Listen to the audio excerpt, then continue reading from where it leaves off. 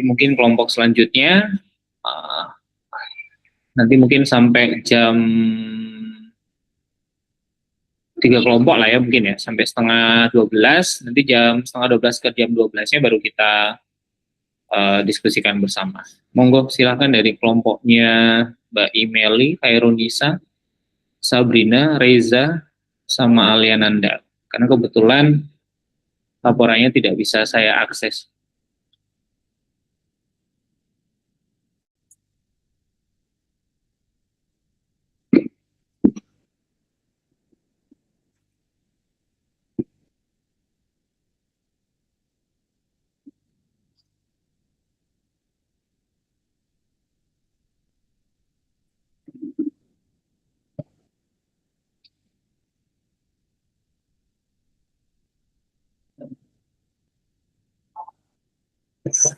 Monggo silahkan.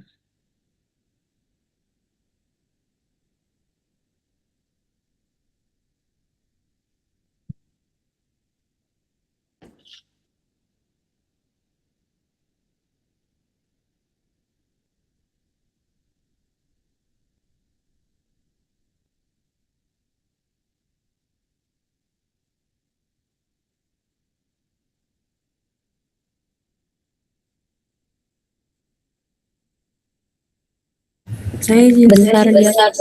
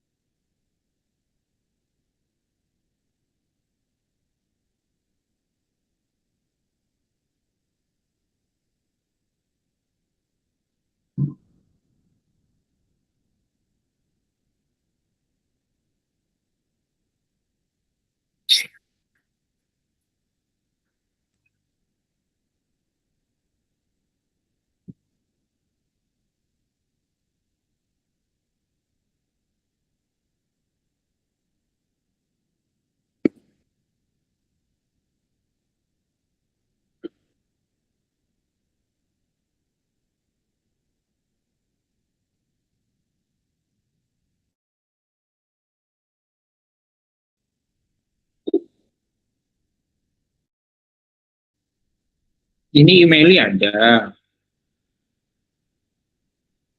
Terus Herunisa Eka,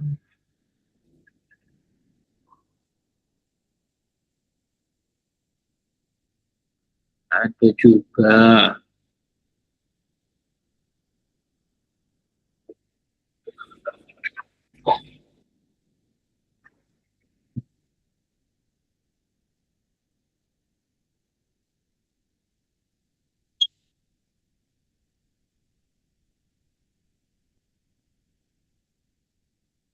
Sabrina ada. Alia ada.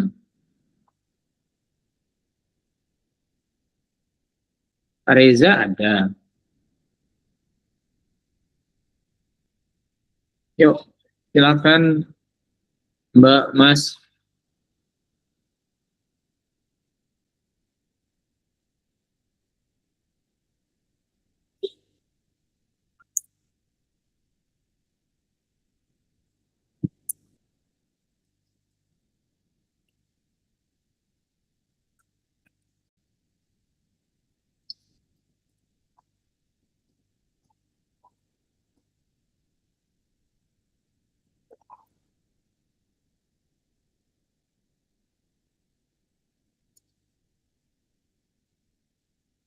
Ya, silakan Mbak. Mas, apa nih?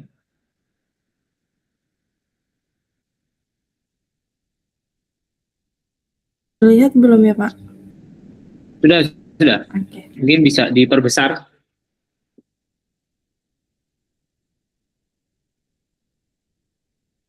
Bisa nanti dijelaskan dari awal nggih. Kalian teman-teman belajar untuk presentasi. Yuk.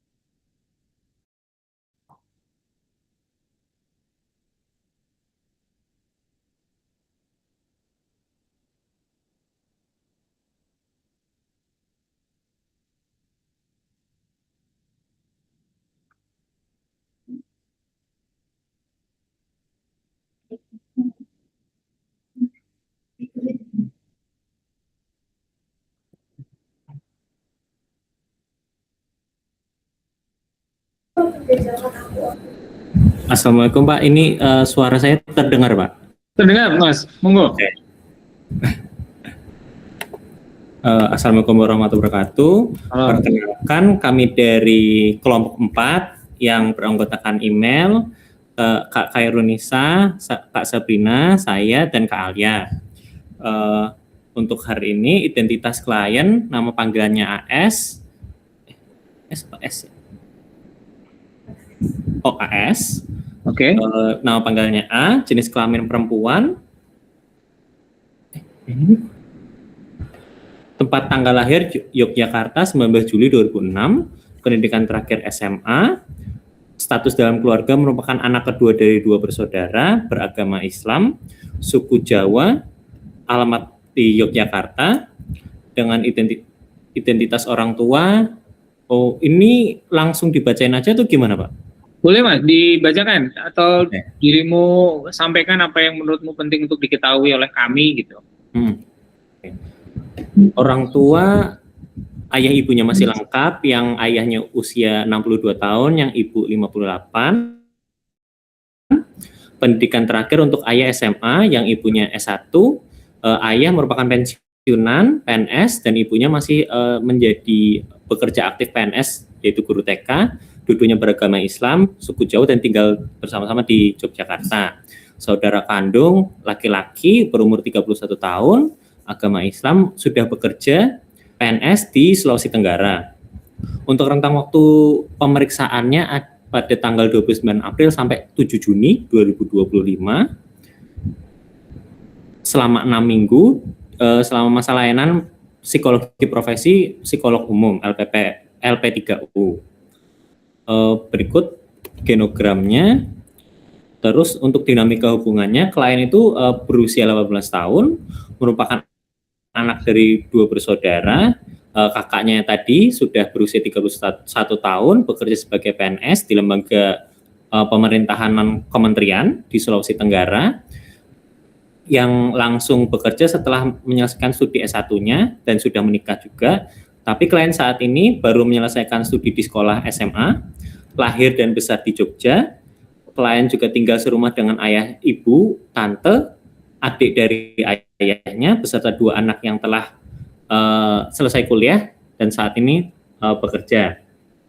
Klien memiliki hubungan emosional yang dekat dengan ayah dan kakaknya sejak kecil, yang kakaknya tadi itu, dan kakaknya sejak kecil, tapi dikarenakan ayah klien yang memiliki sakit diabetes, sehingga lebih banyak menghabiskan waktu itu untuk istirahat di kamarnya, dan kakaknya klien itu kerja di luar Jawa. Jadinya saat ini klien merasa tidak begitu dekat dengan ayah dan kakaknya. Sedangkan klien itu cenderung memiliki hubungan emosional yang jauh dan memiliki konflik dengan ibunya. Habis itu hubungan emosionalnya yang jauh dengan kakak iparnya. Ayah klien juga punya riwayat sakit diabetes, sedangkan klien ini punya riwayat jantung bocor yang dialami dari bayi, tapi baru menjalani operasi untuk operasi jantung waktu masa COVID-19. Ayah klien itu merupakan anak satu dari kelima saudara, sedangkan ibunya itu anak ketiga dari 6. Kakek dari pihak ayah dan ibu telah meninggal sebelum klien lahir, sedangkan nenek dari pihak ayah meninggal ketika klien duduk waktu di TK. Nah, diketahui nenek dari pihak ayah itu punya hubungan emosional yang sangat dekat dengan ayah klien. Jadi hal tersebut berbeda dengan halnya seperti ibu klien yang punya hubungan yang kurang baik dengan ibunya, yaitu nenek klien dari kecil. Selanjutnya nenek dari pihak ibu saat ini berusia sekitar 80 tahun setelah suaminya meninggal dunia. Neneknya itu menikah lagi, tapi pernikahan keduanya tersebut cuma bertahan beberapa tahun aja dan berakhir dengan perceraian. Pada pernikahan pertama, nenek dari pihak ibu diketahui punya 6 orang anak, tapi saat ini hanya tersisa 4 anak. Oke, terus diketahui klien itu juga punya 2 rumah, di mana rumah A itu dekat dengan puskesmas yang merupakan keluarga ibu, rumah keluarga ibu, sedangkan rumah yang B itu rumah yang saat ini sehari-hari ditempati sama klien dan orang tuanya. Dari kecil sampai lulus, klien sehari-hari diasuh sama tantenya yang merupakan istri dari saudara laki-laki ibunya yang tinggal di rumah A ketika ditinggal kerja sama bapak sama ibunya. Jadi klien sering manggil tantenya itu dengan sebutan mama, dan hingga saat ini klien masih sangat dekat secara emosional dengan tantenya karena merasa telah dianggap seperti anak sendiri. Terus klien juga punya hubungan emosional yang dekat dengan tante yang tinggal satu rumah, karena di rumah B itu kadang bercerita sedikit tentang hal yang dialaminya. Jadi emang sering bercerita gitu. Diketahui juga suami dari tantenya itu telah meninggal dunia karena diabetes pada bulan Desember 2024 kemarin. Terus klien juga punya hubungan emosional yang jauh dengan kedua sepupu yang tinggal di satu rumah klien, karena klien itu merasa kurang cocok dengan kedua sepupunya. Lalu untuk keluhan dan kebutuhannya, keluhannya itu klien merasa jengkel, buntu, bingung, terus merasa tidak tahu harus bagaimana dan tidak bisa memikirkan cara lain untuk menghadapi permasalahan yang dirasakan dengan ibunya, yang setiap kali ada perbedaan pendapat itu sering memarahi klien tanpa sebab, dan ketika berada di perjalanan ataupun ketika lelah. Terus juga klien merasa kurang mendapatkan dukungan dari ibunya yang tidak menuntun klien dalam menentukan masa depannya. Jadi kurang pengawasan, mungkin mau ke depannya itu gimana masih belum terlalu diarahkan. Hanya mengatakan akan membantu klien dari doa dan cenderung untuk tidak bertanya apa keinginannya klien yang sebenarnya setelah nanti lulus SMA gimana. Oke, terus klien juga menginginkan nanti langsung kerja daripada kuliah karena dirinya itu merasa udah malas untuk berpikir. Klien juga mencoba untuk menyampaikan keinginannya, tapi ayah dan ibunya itu tetap menginginkan klien untuk berkuliah karena masih mampu membiayai. Jadi klien itu akhirnya ngikutin orang tuanya. Terus juga hal tersebut membuat klien merasa jengkel dan tidak tahu harus berbuat apa-apa. Oke, untuk riwayat dan gejala dari duduk semasa SMP, klien itu sering punya konflik sama ibunya. Habis itu konflik tersebut sering berulang sampai saat ini. Konfliknya itu sering dialami sama klien, biasanya awalnya gara-gara perbedaan pendapat atau ibunya yang sering kali itu memarahi klien tanpa sebab yang jelas. Nah, jadi kayak di perjalanan juga waktu capek juga masih dimarahin. Diketahui juga ibu klien itu seorang guru TK dan guru ngaji di salah satu masjid. Ibu klien itu juga merupakan individu yang taat dan tekun beribadah, sehingga sering marah dengan klien yang cenderung selalu ketika marahnya itu selalu dikaitkan sama nilai-nilai agama. Terus sering juga meminta klien untuk terus mematuhi orang tuanya. Klien sering dimarahin sama ibunya kalau tidak menjalankan sholat 5 waktu. Ketika pengeluaran klien dirasa boros, terus juga kalau misalnya dirasa klien ini pergaulannya memberikan pengaruh negatif, terus juga waktu klien tidak mematuhi apa yang ibunya inginkan. Terus konflik yang cukup besar itu terjadi waktu klien ini SMP kelas 3, di mana klien pernah berpacaran dengan teman sesama jenisnya yang berinisial A. Hal tersebut berawal dari awalnya dikenalin sama temennya, yang terus nomor HP-nya punya klien ini dikasih ke A. Habis itu dari chat, klien itu kenalan, dan terus rutin juga untuk komunikasi hingga suatu saat memutuskan pergi bertemu dengan A. Habis itu yang lalu membuat klien ini ditampar ketika ibunya mengetahui kalau A ini berpacaran dengan sesama jenis, kemudian membuat klien itu kabur dari rumah sampai HP-nya klien ini disadap sama kakak iparnya untuk melacak keberadaan klien saat itu. Terus sekarang klien itu baru menyelesaikan SMA dan lagi menunggu pengumuman hasil UTBK-nya dari setelah mendaftar ke salah satu universitas negeri di Jogja. Diketahui juga klien saat ini diterima pada salah satu universitas swasta, tapi klien itu merasa universitas swasta tersebut cuma sebagai pilihan kedua. Sedangkan dirinya sendiri masih belum tahu pilihan pertamanya itu apa yang mau diinginkan. Soalnya nggak pernah diarahin sama ibunya. Klien juga merasa seharusnya ibunya itu mengerti mengenai diri klien, soalnya klien itu merasa masa depan anak seusianya itu disusun oleh orang tuanya. Sedangkan klien ini sekarang merasa menata diri masa depannya namun tetap berantakan karena oleh ibunya. Klien juga melarang klien mendaftar kuliah secara mandiri di universitas negeri dan meminta klien itu mendaftar di swasta karena klien kurang menyukai kalau klien itu punya pengeluaran yang berlebih. Terus juga ibu klien juga mengatakan bahwa jika satu semester kuliah nanti klien dirasa nggak kuat, mungkin lebih baik untuk mengundurkan diri aja. Nah, bagi klien itu pernyataan kayak gitu sangat disayangkan karena walaupun klien itu menyetujui hal tersebut agar dirinya sangat disayangkan, tapi klien itu menyetujui hal tersebut agar dirinya tidak bertengkar lagi sama ibunya. Berikutnya, ibu juga berulang kali meminta klien untuk menikah karena ibu klien itu tidak suka klien punya kekasih, serta dikarenakan kakak klien dan istrinya hingga saat ini belum punya anak. Oke.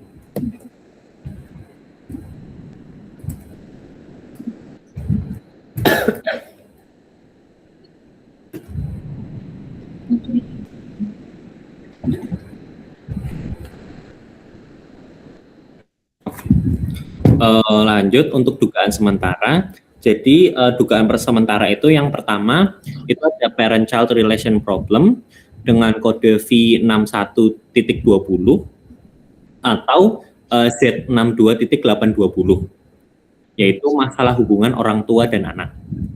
Berdasarkan permasalahan klien diduga berkaitan dengan pola relasi keluarga yang kurang adaptif, terutama hubungan antara klien sama ibunya yang ditandai oleh konflik berkepanjangan, komunikasi yang kurang efektif, serta minimnya dukungan emosional terhadap kebutuhan dan pilihan hidup klien. Jadi dinamika tersebut diduga berkaitan dengan proses emosional dalam sistem keluarga sebagaimana dijelaskan dalam Bowen Family System Theory, di mana hubungan yang didominasi konflik dan tingginya ketertarikan emosional dapat mempengaruhi kemampuan individu dalam mempertahankan pendapat, mengambil keputusan secara mandiri, serta mengelola perbedaan tanpa menimbulkan konflik.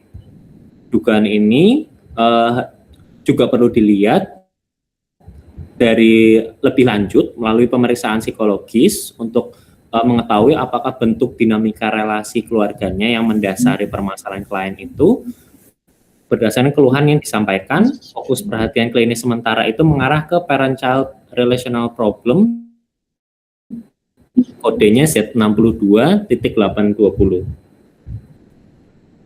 Terus yang kedua, ada kesulitan dalam relasi ibu dan anak. Dari berdasarkan buku psikologi keluarga dan jurnal Family System Theory, dugaan sementaranya itu berupa kesulitan dalam relasi ibu anak yang didasarkan pada pandangan bahwa kualitas hubungan, pola komunikasi, dan interaksi antara ibu dan anak itu merupakan bagian dari sistem keluarga yang mempengaruhi kondisi psikologis individu. Lanjut lagi ke rancangan asesmen. Seluruh rangkaian asesmen itu bertujuan untuk memperoleh gambaran seluruh kondisi psikologis klien, dinamika kepribadian, kondisi emosional pada relasi interpersonal, terus dinamika hubungan juga dalam keluarga yang diduga kontribusi terhadap munculnya permasalahan dialami klien. Hasil asesmennya dipakai sebagai dasar pertimbangan dalam menetapkan fokus permasalahan, menyusun gambaran psikologis klien, merumuskan dugaan diagnosis, serta menentukan rekomendasi intervensi psikologis yang sesuai dengan kebutuhan klien. Nah, ini berikut ada kayak observasi, wawancara dengan significant other-nya, TAT, tes grafis, dan juga SSCT. Nah, untuk diagnosisnya itu dapatnya kan tadi V61.20 atau dalam kurung itu Z62.820. Untuk simptomnya itu pertama pengawasan keterlibatan orang tua yang tidak memadai. Nah, itu muncul soalnya tadi ibunya juga dari laporan klien kurang membimbing pilihan hidupnya kayak tadi. Terus ada juga pola pengasuhan terlalu protektif. Itu tidak muncul. Tuntutan orang tua yang berlebihan muncul. Argumen yang meningkat menimbulkan ancaman kekerasan fisik tidak. Terus ada juga penghindaran tanpa penyelesaian dari masalah muncul juga. Secara kognitif atribusi negatif terhadap niat dari orang lain tidak ada. Permusuhan atau menjadikan pihak lain sebagai kambing hitam juga tidak ada. Lalu merasakan perasaan terasing yang tidak beralasan juga tidak ada. Lalu emosi, merasa sedih mengenai hubungan satu sama lain tidak dijelaskan secara langsung. Merasa apatis mengenai hubungan satu sama lain tidak ada juga. Merasa marah mengenai hubungan satu sama lain juga tidak muncul. Lalu untuk prognosisnya, pertama itu ada sifat atau jenis diagnosis yang gangguan yang dimerasai. Permasalahan berfokus pada relasi ibu dan anak, parent-child relational problem, bukan gangguan psikopatologis berat. Di situ kami menentukan bahwa prognosisnya itu baik. Lalu 2, onset, konflik berlangsung selama sejak kelas 1 SMP hingga masalah yang sudah cukup berlangsung lama. Itu untuk prognosisnya buruk. Lalu ada riwayat gangguan, tidak ditemukan riwayat gangguan psikologis sebelumnya, kami tuliskan baik. Lalu untuk stresor, konflik berkepanjangan, pola komunikasi yang kurang efektif, dan persepsi kurangnya dukungan emosional dari ibu, kami masukkannya ke buruk. 5, riwayat gangguan dalam keluarga tidak ditemukan, prognosisnya baik. Lalu ada untuk pola asuh terhadap pola hubungan ibu dengan nenek yang kurang baik, sehingga terdapat pola relasi keluarga yang berulang, seperti kurang memperoleh dukungan emosional, sering dimarah-marahin, dan mendapat pendapat kurang didengarkan juga. Mengingat klien juga baru bersama ibunya saat kelas 1 SMP. Untuk prognosisnya buruk. Lalu kepribadian primorbid atau kepribadian sebelum munculnya gangguan itu belum diperoleh informasi yang cukup. Jadi sekarang kami masukinnya ke baik. Lalu untuk ke-8, dukungan keluarga atau lingkungan. Untuk dukungan dari ibu itu kurang optimal, tetapi mendapat dukungan dari anggota keluarga lain. Klien memiliki hubungan yang dekat dengan ayah, kakak, dan kedua tantenya. Itu dimasukkan ke baik. Lalu 9, mekanisme coping, menghindari konflik, mengalah dengan ibu, serta bingung dan tidak tahu harus berbuat apa saat menghadapi masalah. Jadi emang cenderung menghindar. Itu untuk prognosisnya kami masukkan ke buruk. Lalu 10, kapasitas kognitif, tidak terdapat indikasi gangguan fungsi intelektual, yaitu kalian mampu mempertimbangkan pilihan pendidikan dan pekerjaan secara mandiri. Itu untuk prognosisnya kami masukkan ke baik. 11, motivasi untuk sembuh, itu dari yang data yang didapat cukup baik. Kalian menyadari bahwa adanya permasalahan dan ingin mencari solusi, prognosisnya baik. Lalu 12, untuk status sosial, ekonomi, dan juga dukungan sarana untuk berkembang, orang tua itu masih mampu membiayai dan ingin membiayai pendidikan klien dan menyediakan fasilitas untuk melanjutkan studi. Jadi kami masukannya baik. Secara total itu prognosis baiknya ada 8 dibanding dengan prognosis buruknya 4. Kesimpulannya membaik. Jadi didasari pada adanya motivasi klien untuk mencari bantuan dan menyelesaikan permasalahan yang dihadapi. Berdasarkan family system teori, perubahan dan pola interaksi dan komunikasi antara anggota keluarga dapat menghasilkan perubahan pada perilaku dan kesejahteraan emosional individu. Karena keluarga merupakan suatu sistem yang paling mempengaruhi. Oleh karena itu, apabila klien memperoleh intervensi yang berfokus pada peningkatan komunikasi, penyelesaian konflik, dan penguatan relasi ibu dan anak, maka seharusnya kualitas hubungan ibu dan anak serta kemampuan klien dalam menghadapi permasalahan diperkirakan dapat meningkat. Sekian dari presentasi kami. Kalau misalnya ada masukan, dipersilakan. Saya kembalikan ke Bapak lagi. Oke, matur nuwun Mas. Bagus nih, presentasinya oke nih. Nah, mungkin teman-teman yang lain ada beberapa perbedaan ya dengan kelompok yang lain. Mungkin dari teman-teman yang mau bertanya ataupun mungkin menanggapi. Silakan. Mungkin saya sih Pak pengen nanya. Nanya ke sana kan, bukan ke saya. Iya, ke mereka Pak. Ya, silakan Mas Ada. Terkait yang kognitif ya, tadi ada masukan tes kognitif juga nggak di rancangan asesmennya?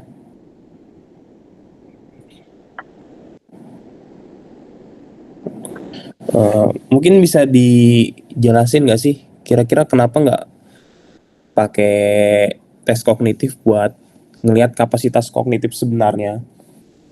Karena kan kalau misalnya kita dari wawancara aja atau observasi itu kayak kurang nggak sih? Mungkin bisa dijelasin nggak?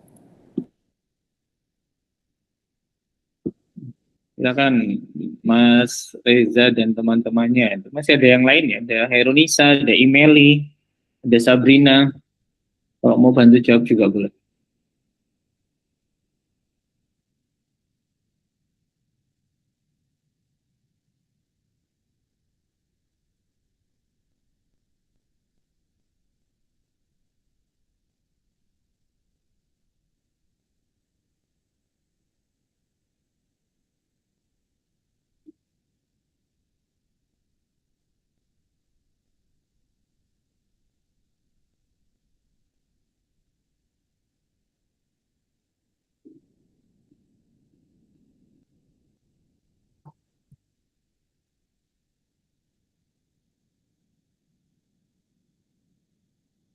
Ayo, silakan. Ditanggapi dulu, Mas. Mbak.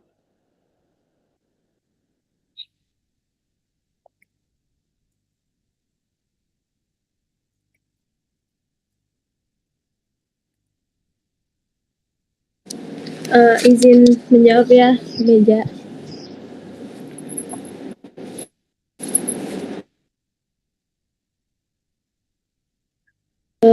Di sini memang nggak pakai tes kognitif karena kan di sini juga sementaranya kasusnya tuh mengarah sama adanya gangguan fungsi intelektual kan ya. Nah, jadi permasalahannya tuh kayak ke relasi ibu dan anak gitu. Makanya dari itu kita tuh pakai asesmen yang lebih diprioritasin aja gitu untuk ngegali dinamika kayak emosi, terus kepribadian sama pola komunikasi gitu, sama ini sih hubungan interpersonalnya. Jadi makanya pakai putus-putus. Makanya pakai lebih ke arah asesmen gitu. Tapi sebenarnya memang bisa sih pakai tes kognitif. Makasih ya masukannya. Mungkin bisa ditambahin dari teman-teman yang lain juga.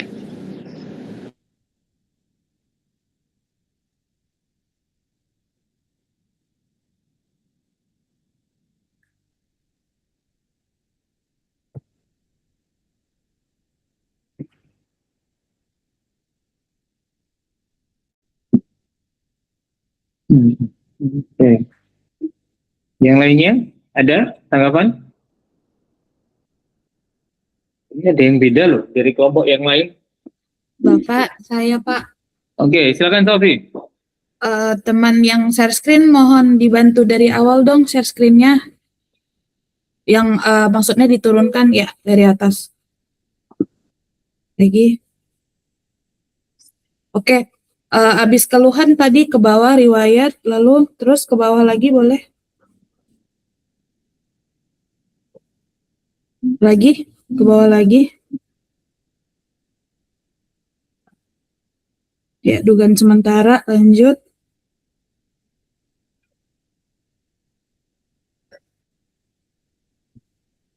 Lanjut, ke bawah lagi.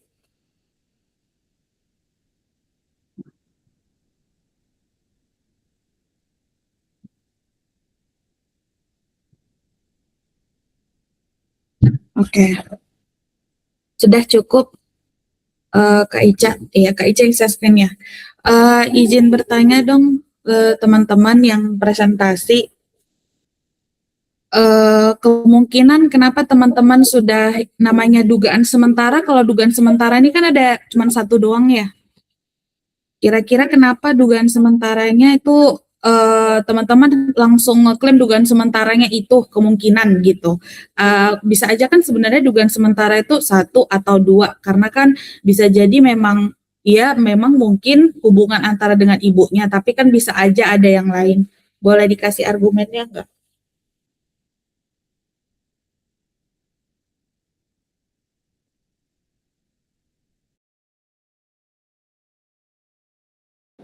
Oke, Sophie, izin jawab tapi bentar dulu ya.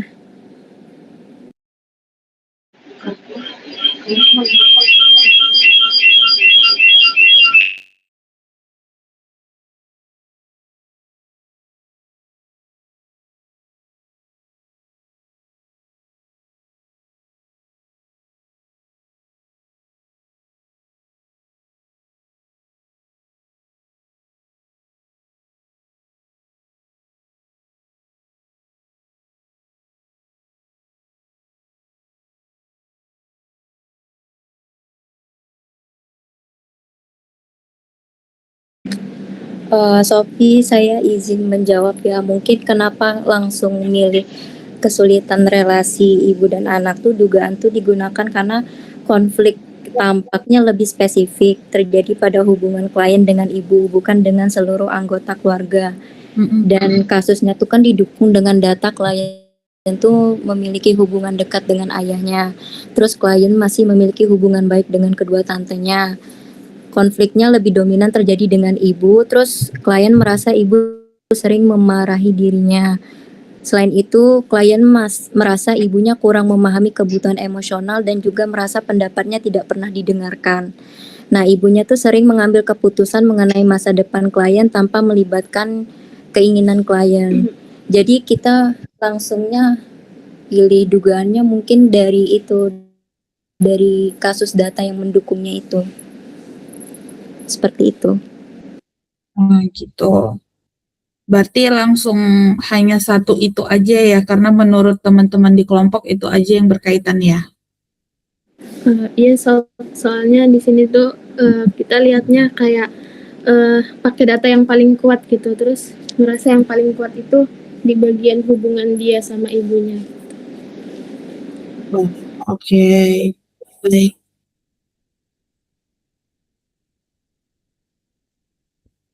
Oke, terima kasih Sofi. Ada lagi kah?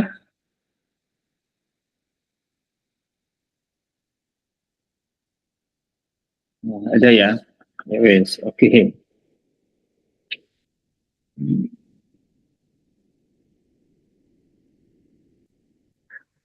Mbak Mbak Hairunisa ya. Saya pengen tahu dulu. Tadi kan Sofi bertanya ya terkait dengan kenapa dugaan sementaranya hanya satu. Terus teman-teman menyampaikan bahwa yang paling kelihatan atau yang paling jelas terlihat dari konteks kasus yang teman-teman baca itu hanya berkaitan dengan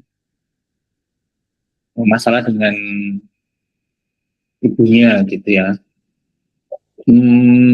Kalau parent child relation itu sama nggak dengan mother child relation? Kalau berbeda, kenapa kemudian teman-teman menduganya nggak parent child? Salah. Kenapa teman-teman menduganya parent child, bukan mother child relation problem?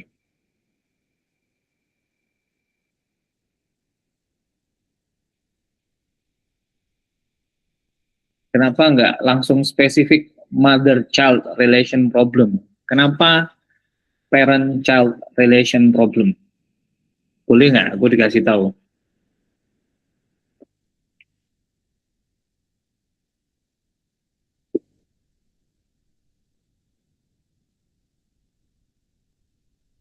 Kenapa nggak mother child relation problem? Kenapa harus parent child relation problem? Teman-teman yang lain juga banyak ya yang dugaan sementaranya itu.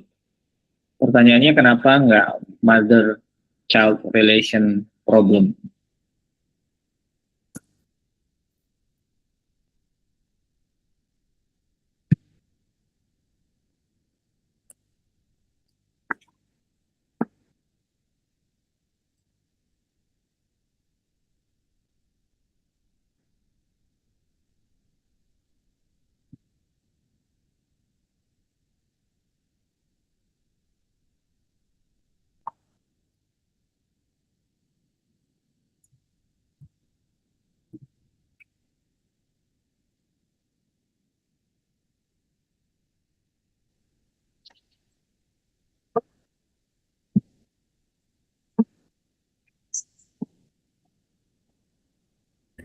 Mungkin kelompok 2 izin menjawab ya Pak.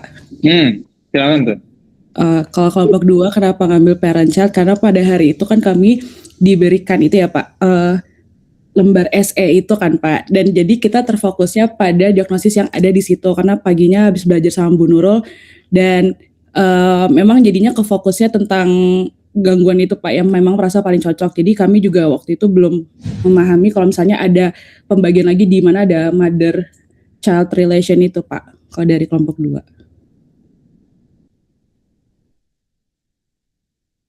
Oke, yang lainnya? Izin menjawab Pak. Sebenarnya sama dari kami juga tahunya cuma yang parent relational problem aja gitu. Baru dengar juga yang mother child itu. Tapi kami juga mengacu dari DSM-5 Pak, karena DSM-5 itu terdiri dari beberapa yang tersedia tuh kayak diagnosis parent child relational problem gitu Pak. Terus istilah yang digunakan itu menurut kami mencakup hubungan anak dengan orang tua secara umum gitu Pak, baik dari ayah maupun dari ibu. Nah mungkin kasus ini kan konfliknya memang lebih dominan sama ibu ya Pak. Namun kami tetap menggunakan diagnosis parent child itu karena tadi Pak baru dengar juga yang mother, terus juga kami diajarinya tadi yang parent child gitu sama sesuai dengan DSM 5 TR itu sih Pak.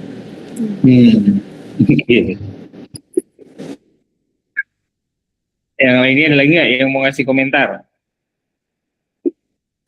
Bapak kelompok 5 izin menjawab ya Pak.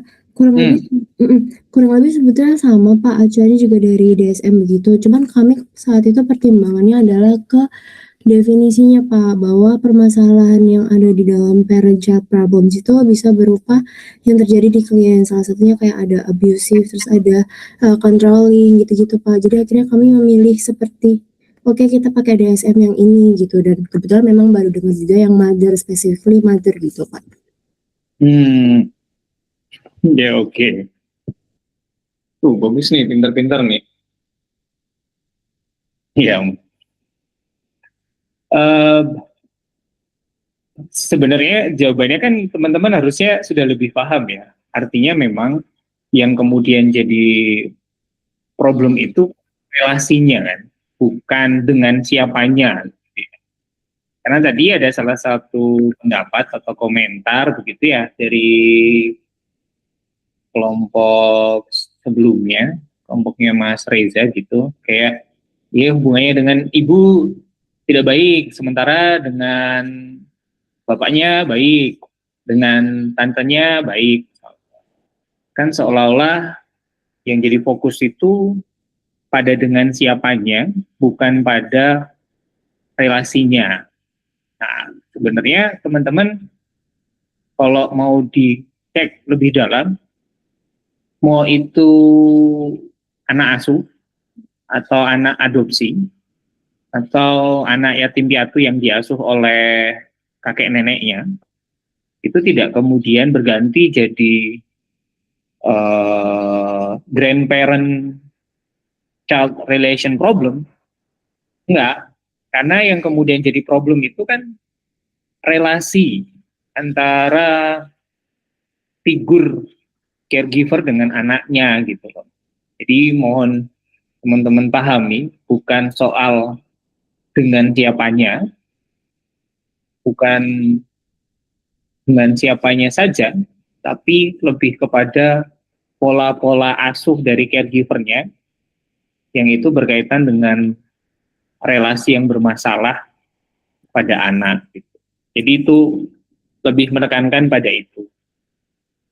Jadi pahami ya, supaya teman-teman besok ketika ditanya lebih bisa menjelaskan bahwa ketika nanti ditanya kenapa ngambil diagnosa parent-child relasi problem, teman-teman jelaskan problem relasinya, baru dijelaskan pada siapanya. Itu. Nah, kalau dalam konteks kasus ini, teman-teman bisa lihat ya, bahwa ada ketidakberdayaan dari figur ayah, sehingga bisa jadi dalam proses pengasuhan, caregiver utamanya itu ada di ibu. Jadi mungkin dalam menentu keputusan terkait dengan anak, itu akhirnya ibu sendiri. Gitu. Atau ada ketidakberdayaan dari figur ayah dalam perannya sebagai orang tua. Maka teman-teman boleh melihat relasi yang berlangsung antara ibu dan anak itu seperti apa. Nah, begitu. Nanti kalau misalnya bapaknya berdaya, bapaknya berfungsi juga, yang jadi fokus teman-teman tuh relasinya. Relasi bagaimana pola asuh atau bagaimana relasi dalam pola asuh yang diberikan oleh kedua orang tuanya pada si anak gitu. Harusnya itu yang lebih menjadi problem ketika menjelaskan parent-child relation problem. Karena kalau teman-teman menamai semua relasi antara orang tua dengan anak, nanti akan ada banyak sekali. Ada grandparent, ada mungkin ibu sambung, ibu tiri, bapak tiri, gitu. Nanti akan ada banyak sekali. Nah, jadi mohon nanti fokusnya memang melihat relasi yang bermasalah. Jadi kok dijelaskan, kenapa diagnosanya ini? Jelaskan relasinya yang bermasalah pada siapanya. Nah, itu. Itu. Kemudian, itu oke. Mbak boleh lihat di rancangan asesmennya ya. Nanti kita ke prognosis ya.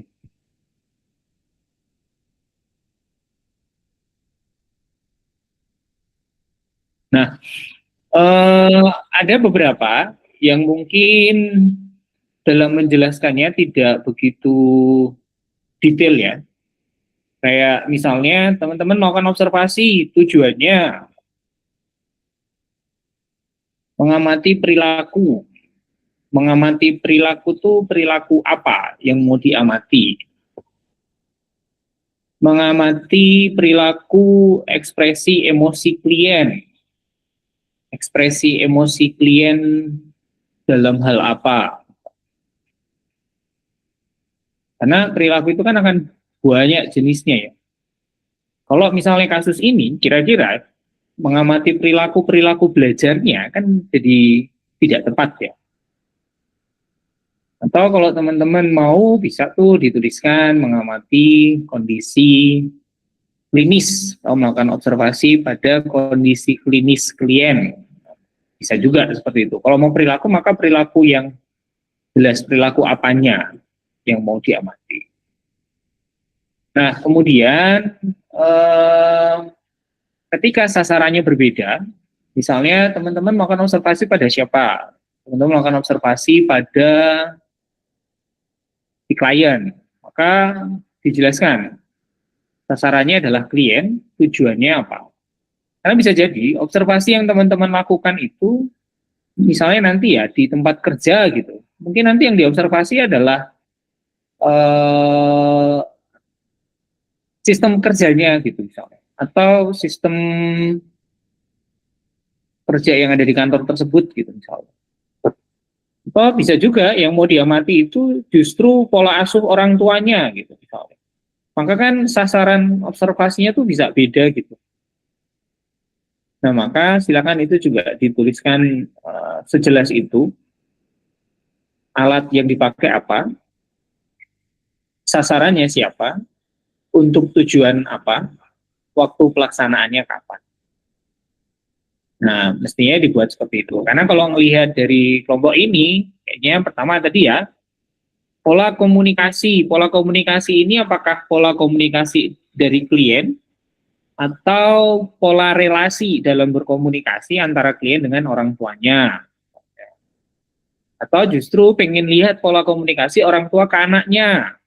Kan nanti akan jadi banyak hal ya yang bisa diamati gitu.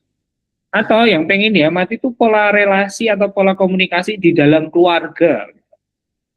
Itu kan juga sudah beda ya. Nah, mana yang kemudian mau diamati. Kalau kayak gini tuh nanti kesannya teman-teman tuh observasinya nggak terfokus gitu. Ya pengamatan aja sekalian visit ke rumah klien gitu, tapi observasinya ke semua hal gitu. Kan jadi nggak terfokus ya. Nah, nanti biasanya penguji akan menanyakan atau mempertanyakan, nah, yang diamati apa aja misalnya. Nah, terus misalnya respon selama proses asesmen berlangsung. Respon apa yang mau diamati dalam proses asesmen berlangsung itu respon apa?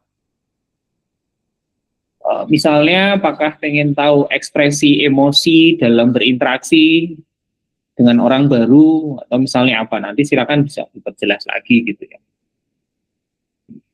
Gitu.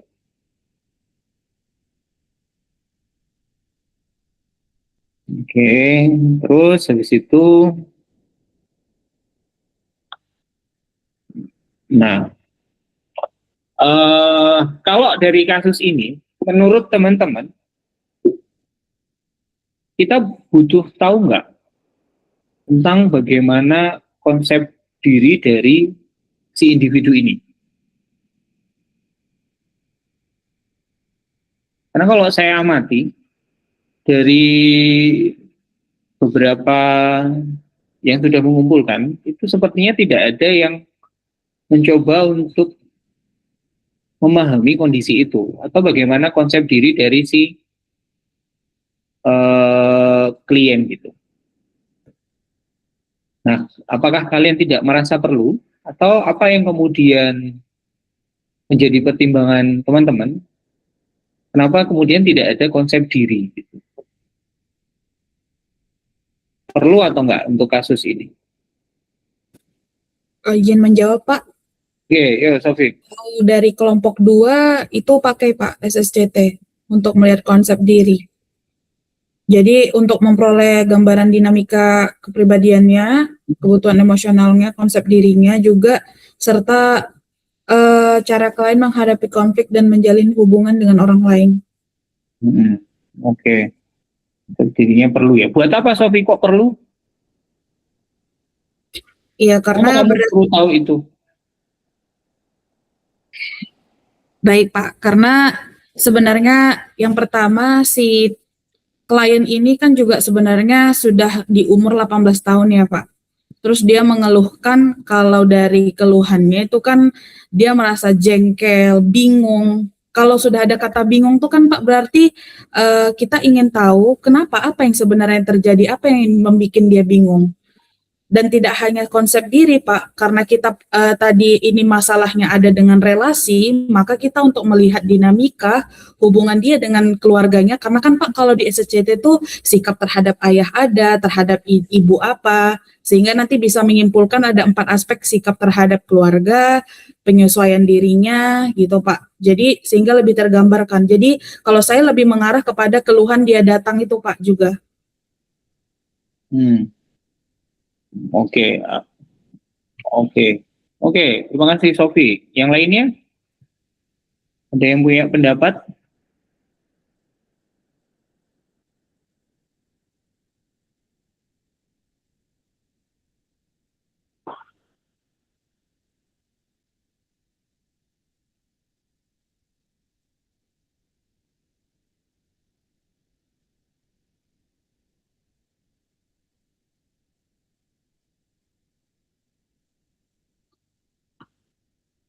Oh, nggak ada.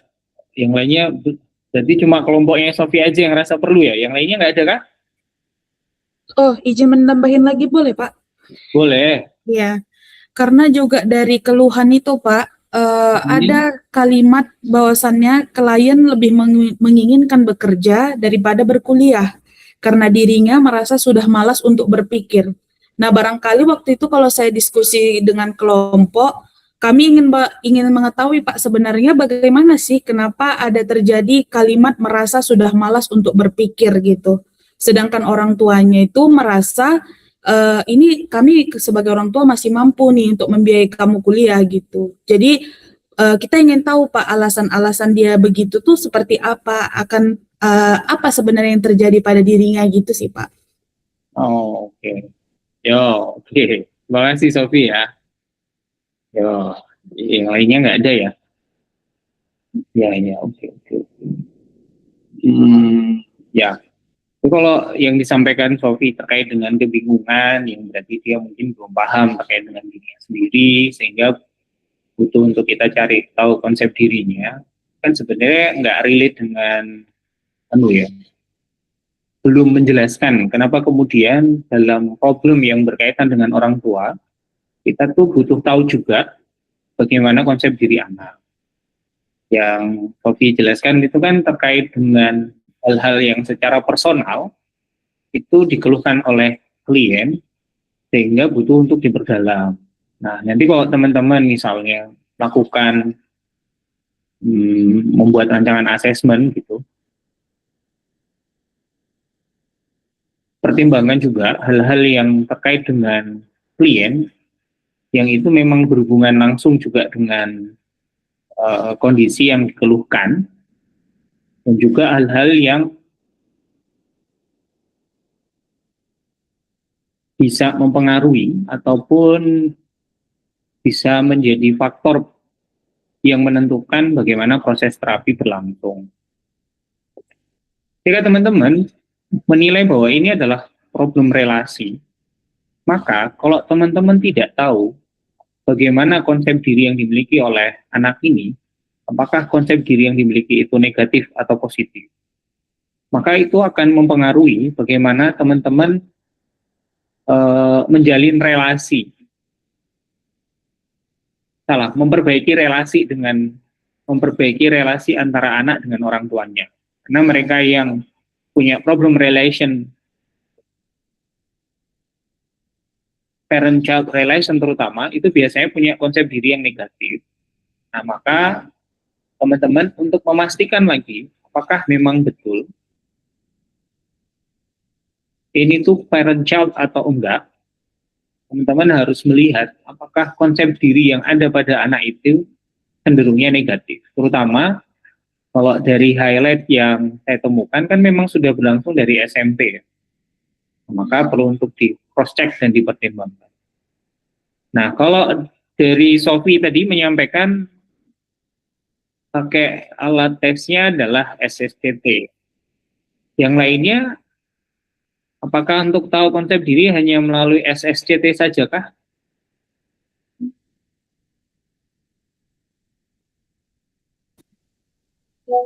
Sophie izin menjawab, Pak. Piece of Tidak, Pak. Dari tes grafis bisa, Pak, DAP. Drawing a person. Draw a person bisa tahu konsep diri? Bisa, Pak. Oke, yang kayak gimana tuh Sophie? Bentar ya, Pak. Saya akan menjelaskan. Jadi, Pak, sebenarnya tujuan daripada DAP itu untuk mau melihat gambaran bagaimana si klien bisa memproyeksikan, karena kan proyeksi ya Pak, di bawah sadar terkait konsep diri, lalu sikap terhadap orang lain, lalu ideal self-nya, lalu kebiasaannya, lalu kondisi emosionalnya, dan yang terakhir sikap terhadap hidup dan masyarakat, Pak. Iya. Terus kalau DAP untuk konsep diri dilihat dari apanya? Oh, poinnya itu ya Pak, maksud Bapak? Iya. Oh, baik Pak.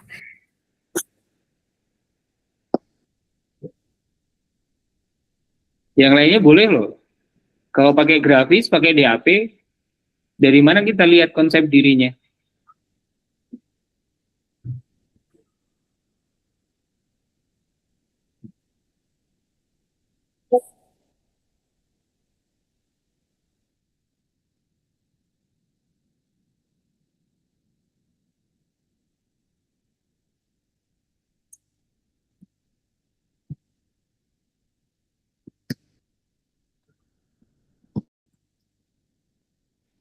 Pak, saya Ya. izin menjawab ya Pak, mungkin apa aku izin dulu. Ini Pak, mungkin dari DAP tadi yang dijelaskan kan untuk melihat konsep diri itu biasanya dari ukuran, apakah gambarnya itu kecil, besar, atau gimana. Terus kan kelengkapan bagian tubuhnya, tekanan garisnya, terus proporsi tubuh dan ekspresi wajahnya tuh bagaimana. Terus dari posisi kertas kan bisa menentukan juga. Oke. Posisi kertas gimana tuh? Di pojok kiri gitu? Posisi gambar kok? Posisi kertas? Posisi gambar? Iya, posisi gambarnya Pak, maaf. Ya, posisi gambar di kertasnya seperti apa?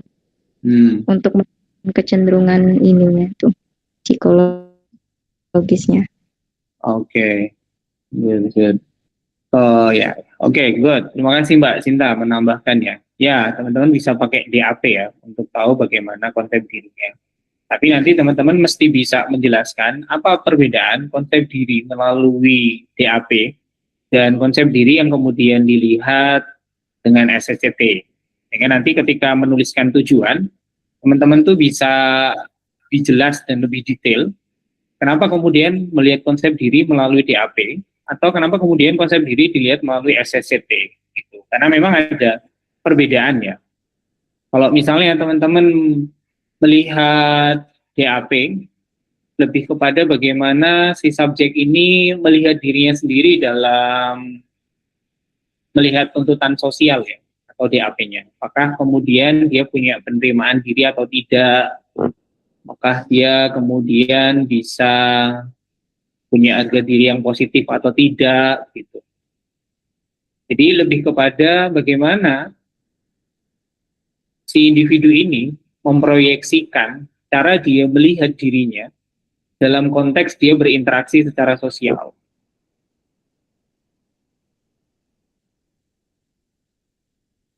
Nah, di situ nanti teman-teman bisa lihat. Lebih utamanya sebenarnya lebih pada ukuran, kelengkapan, kemudian detail, kemudian juga dari garis itu juga bisa kelihatan apakah percaya diri atau tegas begitu. Lebih kepada situ.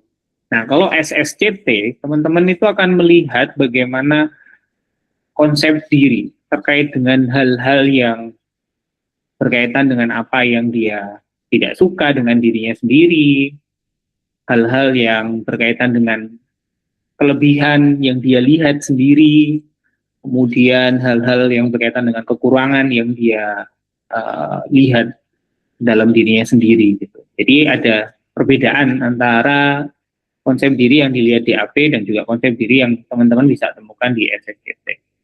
Nah, nanti itu juga dipertimbangkan.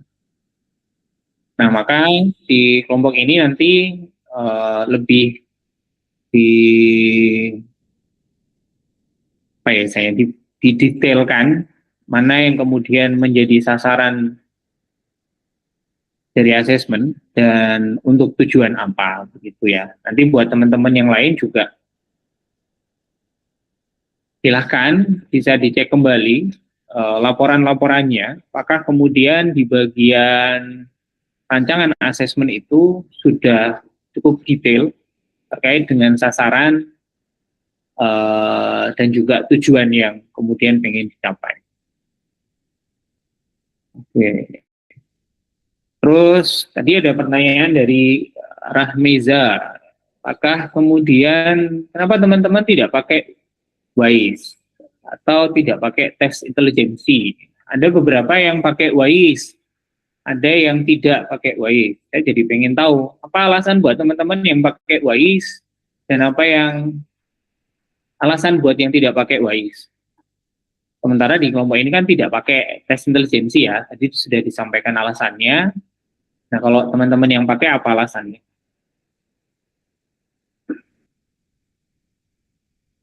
Ada banyak itu kayaknya hampir semua kelompok pakai ya, tes intelijensi, nggak ada yang nggak pakai kayaknya.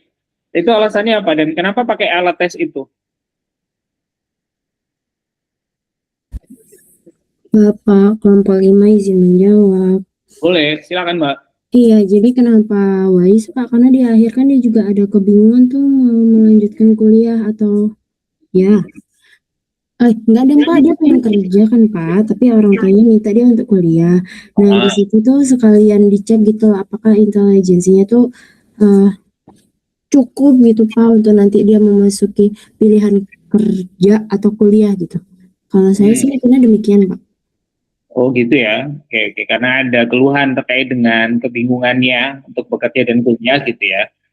Butuh kita cek apakah kemudian cukup atau enggak gitu ya. Oke, buat yang lainnya, yang pakai WISE dan yang tidak pakai WISE silakan.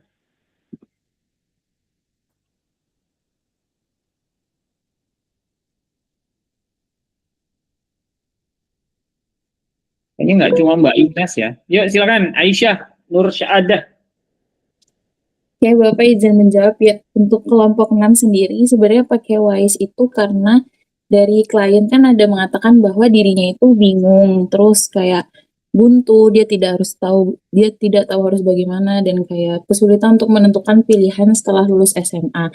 Nah, sebenarnya penggunaan WISE itu kita tuh mau melihat apakah kebingungannya dia, kesulitan dia untuk menentukan pilihan setelah lulus SMA itu ada kaitannya dengan fungsi kognitifnya dia gitu, kayak mungkin bisa jadi kemampuan penalarannya yang rendah kah, atau kesulitan dalam memahami informasi, atau mungkin kemampuan dari problem solvingnya yang kurang. Jadi kita menggunakan si WISE itu, gitu sih Pak. Oke. Problem solvingnya gitu ya. Oke. Yang lainnya ada lagi nggak? Satu lagi deh. Yang tidak pakai WISE. Saya perasaan ada yang tidak pakai WISE. Haruskah saya panggil yang tidak pakai WISE?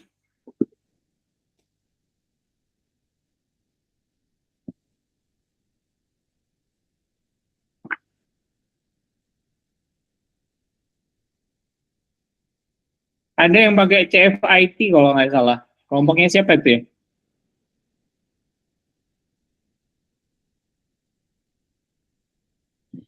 Kalian nggak lupa sama kerjaan kalian sendiri kan?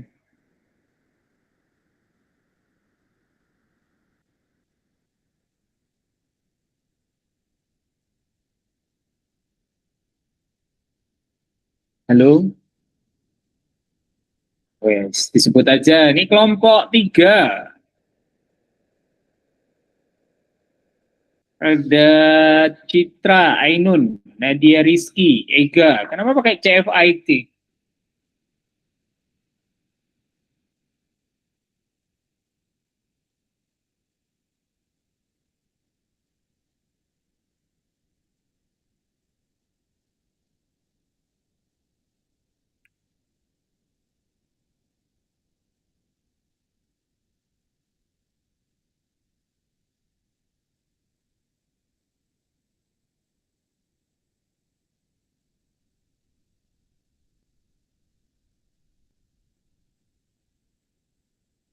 Ada kan anak-anaknya?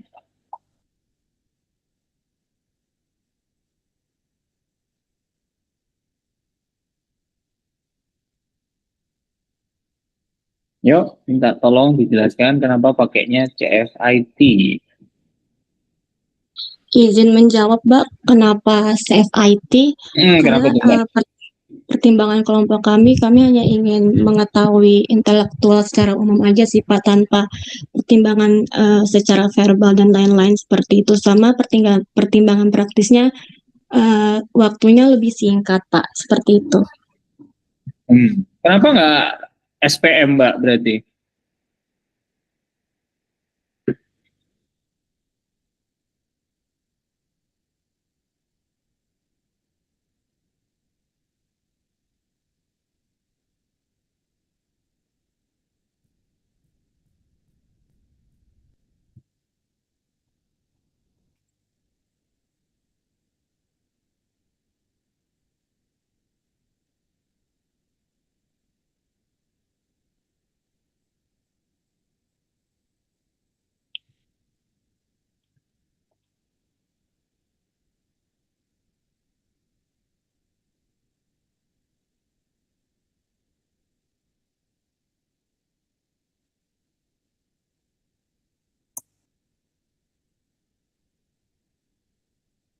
Atau teman-teman yang lain gitu. Kalau tadi dikatakan biar lebih cepat, tidak perlu untuk paham banyak hal gitu ya, hanya fokus pada kemampuan intelijensinya aja. Kenapa kemudian tidak pakai SPM atau kenapa tidak pakai punya Raven? Yang lainnya boleh bantu kelompok 3 atau kelompok 3 yang lain tuh masih banyak, cuma Citra aja yang jawab.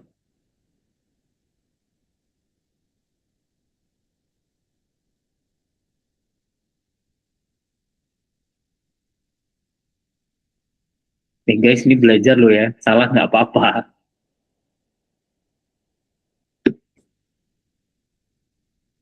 Yuk, kenapa?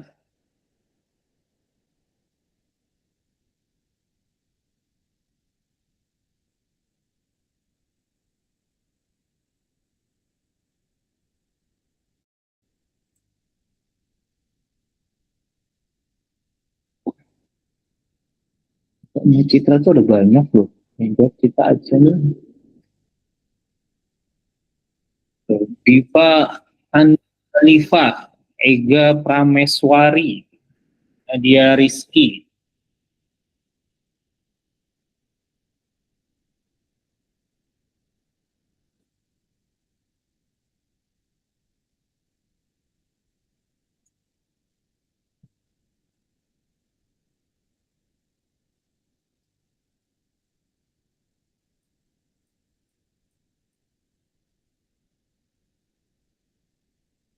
Belajarnya sambil jalan-jalan.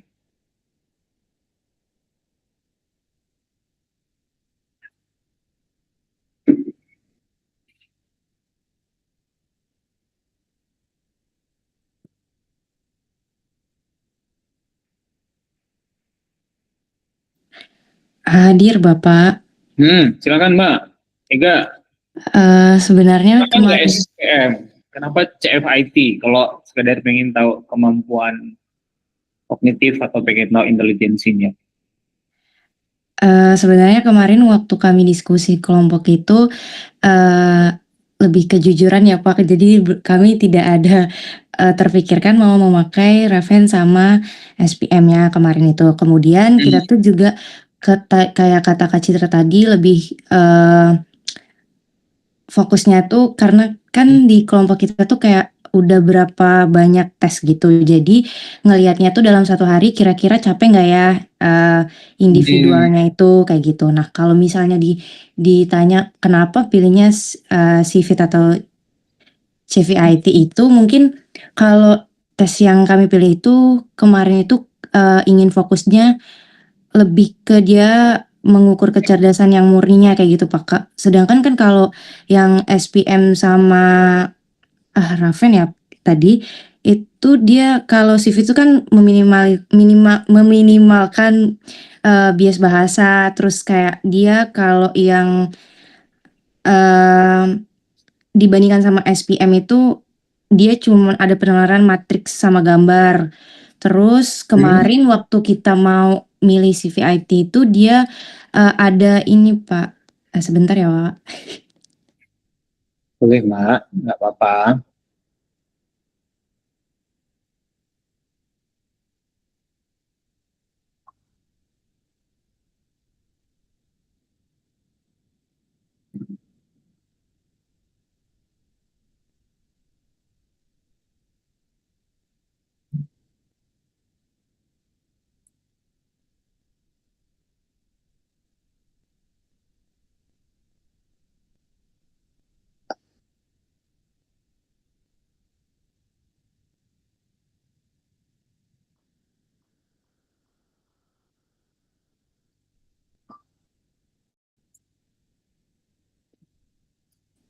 Iya Pak, jadi kalau dari diskusi kelompok tuh jadinya kenapa kita pilih CVIT itu karena kan CVIT itu memberikan estimasi kayak kemampuan intelektual umum yang murni kayak gitu Pak, yang lebih komprehensif. Yang mana dia tetap meminimalkan dari pengaruh budaya dan bahasa itu. Sedangkan kalau misalnya dia kayak CPM sama Raven itu dia kayak lebih fokus ke kemampuan abstrak sama pola matriks gitu sih Pak. Soalnya lebih kejujuran kemarin itu nggak ada kepikiran mau milih Raven sama milih SPM Pak. Jadi kayak karena udah kebanyakan kan kita kemarin tuh kelompoknya ada berapa ya? Ada jadi Iya. ngitungnya per waktu kayak gitu Pak. Jadi kepirain cuman CVIT-nya aja gitu Pak. Maaf ya Pak. Oh, minta maaf Mbak, nggak apa-apa. Ya soalnya kalau ngelihat dari punya kelompokmu memang tes psikologinya dijadiin satu ya. Yang lainnya juga iya ya, semua dijadiin satu nih kayaknya. Iya Yang Pak. pakai WISE, coba kita lihat yang pakai WISE dijadiin satu waktu nggak? Agak tega juga ya, kalau tes psikologinya dijadiin satu gitu. Iya Pak, kemarin tuh juga sempat ada diskusi kayak dia pingsan kayak kalau misalnya dijadiin Pingsan satu enggak ya? banyak banget. Iya Pak, itu juga waktunya udah kayak dikecilin gitu kan. Awalnya kayak 30-40 menit mungkin dia mau istirahat. Terus kayaknya nggak harus sebanyak itu deh 40 menit gitu kan. Jadi gitu Pak. Iya, oke, makasih Mbak Ega. Iya Pak, terima kasih kembali. Ini malah kelompok ke-6 nih, punyanya Aisyah tadi, Maranti Aisyah. Ini malah nggak ada waktu pelaksanaannya ya. Kira-kira kapan gitu waktunya? Iya Pak, nggak ada. Nanti dipertimbangkan ya Mbak.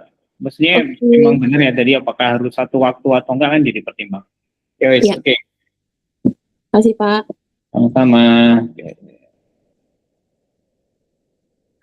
Ya guys, tadi jawaban yang dikasih oleh beberapa teman itu memang mungkin terkait dengan keluhannya ya, tapi dipertimbangkan juga apakah kemudian itu relate dengan problemnya. Problemnya adalah relation problem. Kemudian ada keluhan terkait bahwa orang tuanya itu tidak membimbing. Ada problem relation problem, ada keluhan orang tuanya tidak membimbing. Yang kemudian jadi pertanyaan kan decision makingnya kayak gimana gitu sampai dia di usia yang sudah remaja akhir kok decision makingnya tuh jadi problem gitu misalnya. Nah maka itu yang kemudian teman-teman pertimbangkan untuk dicari tahu apakah sampai perlu pakai WISE ataukah cukup CFIT. Teman-teman sudah dapat dari Bu Erlina ya. Kayaknya kalau di tempat Bu Erlina itu ada pertimbangan beliau pakai WISE. Tapi yang perlu teman-teman tahu, kenapa kemudian perlu pakai WISE gitu. Kalau alasan teman-teman karena dia bingung supaya lebih jelas, loh, kenapa nggak sekalian pakai IST aja, biar tahu kompetensi atau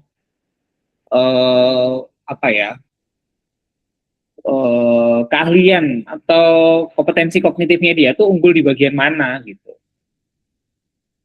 Kenapa nggak pakai itu aja? Gitu. Nanti kan pertanyaannya akhirnya ke situ lagi.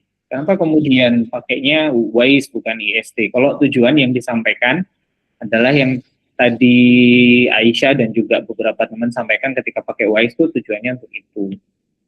Nah, maka teman-teman perlu cari tahu, mempertimbangkan lagi, apa toh sebenarnya kenapa kemudian tes intelijensi antara SPM sama CFIT itu beda.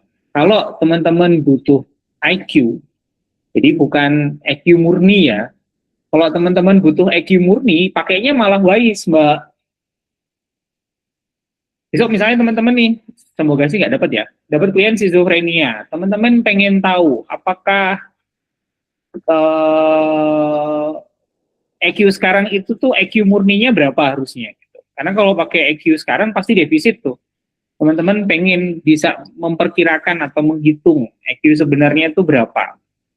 Atau teman-teman pengen tahu IQ optimalnya tuh seberapa sih sebenarnya orang ini tuh, dan aktualnya tuh seberapa gitu. Maka teman-teman akan pakai WISE. Jadi untuk tahu EQ optimal dan EQ aktual itu teman-teman akan pakai WISE. Mungkin teman-teman juga udah tahu ya, WISE itu ada kisaran 15 poin dari skor EQ-nya. Jadi bisa mengalami perubahan atau yang sebenarnya yang aktual ditunjukkan itu tidak sampai di angka EQ yang teman-teman dapatkan ketika tes WISE. Bisa jadi di atas, yang artinya dia tidak optimal, atau bisa jadi aktualnya justru di bawah dari EQ yang teman-teman dapatkan. Nah, kalau butuh tahu sampai itu untuk paham problem-problem yang kemudian dikeluhkan atau problem-problem yang berhubungan dengan kasus ini, maka ya WISE yang dipakai. Tapi kalau tujuannya hanya untuk tahu apakah kemudian klien itu punya problem EQ nggak untuk sampai bisa memutuskan atau untuk sampai bisa punya problem solve, maka CFIT cukup. Ya, kalau teman-teman cuma pengen tahu kapasitas kognitifnya tanpa perlu tahu EQ-nya berapa, maka sebenarnya yang teman-teman perlu pakai itu SPM-nya. Kadang kita tuh nggak butuh tahu IQ, tapi yang kita butuh tahu kapasitas kognitifnya. Apakah kapasitas kognitifnya itu sesuai dengan usianya dia atau tidak. Kita nggak perlu IQ, bisa aja pakainya SPM. Biasanya untuk tujuan-tujuan pekerjaan yang lebih spesifik untuk kompetensi tertentu, pakainya akhirnya IST bukan WISE. Jadi jangan juga karena alasannya kenapa pakai CFIT lebih cepat Pak pakai CFIT, ya nggak bisa gitu juga ya. Jadi alasannya itu mesti jelas. Kenapa kemudian teman-teman pakainya CFIT untuk WISE? Jadi bukan sekedar soal waktu, tapi memang tujuan. Tujuannya mau apa yang dicari tahu? Mau intelijensinya, pengen tahu optimal dan aktualnya, atau teman-teman cukup pengen tahu apakah EQ-nya itu pada kondisi yang bermasalah sehingga dia tidak punya decision making, tidak punya pengambilan keputusan, atau ya pengen tahu tuh yang seperti itu. Kalau teman-teman dapat blind case yang kemudian dikirim oleh Bu Erlina kok di situ ada WISE, pertimbangannya sebenarnya dalam rangka untuk tahu ini orang kan lulus SMA nih, ini orang terima di PT swasta kalau nggak salah ya. Berarti kan sebenarnya harusnya dia punya EQ yang oke, tapi bisa jadi EQ-nya nggak aktual gitu loh. Nah itu yang kemudian coba dicari tahu melalui tes WISE. Karena kalau pakai CFIT aja nggak akan cukup, Pak. Kita cuma akan tahu EQ-nya berapa, dan kira-kira EQ itu tuh EQ yang akan membuat decision making-nya atau problem solve-nya bermasalah atau tidak. Nah, sebenarnya gitu ya. Jadi nanti teman-teman pertimbangkan lagi untuk setiap alat tes itu punya tujuan yang mungkin sama-sama mengukur IQ, tapi ada hal yang berbeda yang bisa teman-teman jadikan tujuan dari asesmen teman-teman. Ya, oke. Oke. Siap Bapak, terima kasih ya Pak. Iya, sama-sama Mbak. Nah, kelompok Mbak Hairunisa kenapa nggak pakai warteg Mbak? Warteg, warteg. Kenapa nggak pakai warteg? Apa pertimbangannya kah?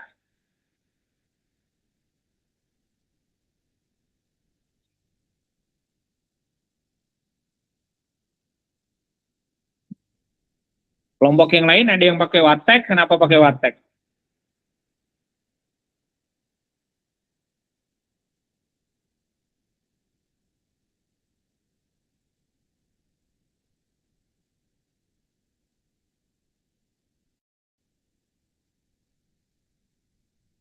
Pada diem ini nanti Bu Nurul molor nih, kalian nggak sempat istirahat siang ini nanti kalau. Kenapa tuh Mbak Hairunisa dan yang lainnya kenapa pakai warteg? Kenapa punya Mbak Nisa nggak pakai? Yang lainnya kenapa pakai warteg?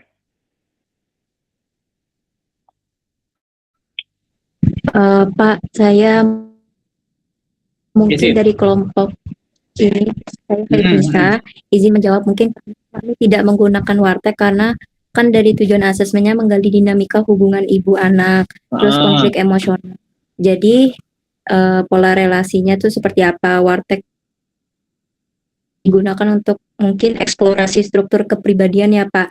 Jadi kayak karena nggak pakai warteg, kami menyimpulkan dari grafisnya, bisa diambil dari tes grafis dan SSCT tuh Pak. Seperti itu sih Pak, untuk mengenali dinamika kepribadian, emosi, dan relasi keluarganya. Jadi warteg tuh kayak belum menjadi prioritas. Seperti itu mungkin Pak. Oke. Itu yang nggak pakai warteg ya. Yang lainnya?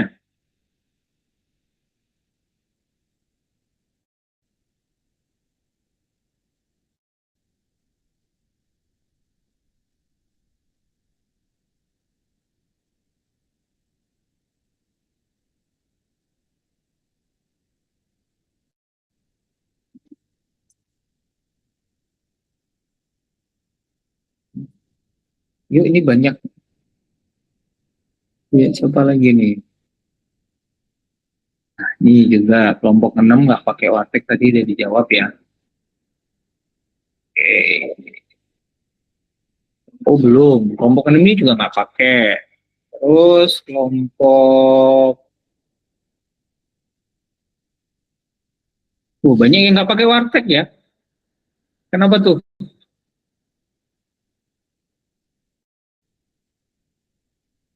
Kemarin kayaknya ada yang pakai deh warteg. CCT, HTP, pakai HTP aja malah. Pakai DAP.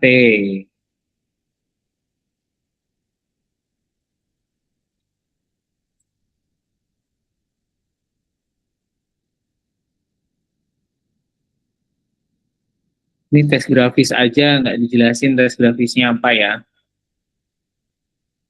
Oh, nggak ada. Pak, Oh, izin menjawab Pak. silakan. Kalau kelompok 2 itu pakai Pak kami nggak menjabarkan sih Pak, makanya jadi evaluasi juga sih tes grafisnya apa aja biar targetnya ya Pak. Ya. Tanya sendiri, jawab sendiri ya akhirnya. Oh ya itu Pak. Akhirnya ya sebenarnya di tes grafis itu kami lengkap Pak. Nanti ada BAUM, DAP, HTP sama warteg. Kalau warteg mungkin lebih kepada nanti kami pengen tahu ini sih Pak, kemarin dari diskusi ingin mengetahui bagaimana sih cara si klien ini mengatasi masalahnya ketika dihadapkan masalah dengan demikian lah gitu. Di lingkungannya itu sih Pak. Karena kan berkaitan bagaimana nanti ini ya Pak ya, terkait emosi, apakah dia juga mudah berbaur, bisa beradaptasi, mudah terbuka gitu ya Pak, barangkali. Oke. Oke, Sofi. Terus ini juga Pak, Mhm. untuk melihat bagaimana imajinasinya, terus Buat apa kalau imajinasinya, Sof? Pak, untuk mengukur bagaimana si klien ini memproses masalah-masalah yang ada di hadapannya Pak, gitu.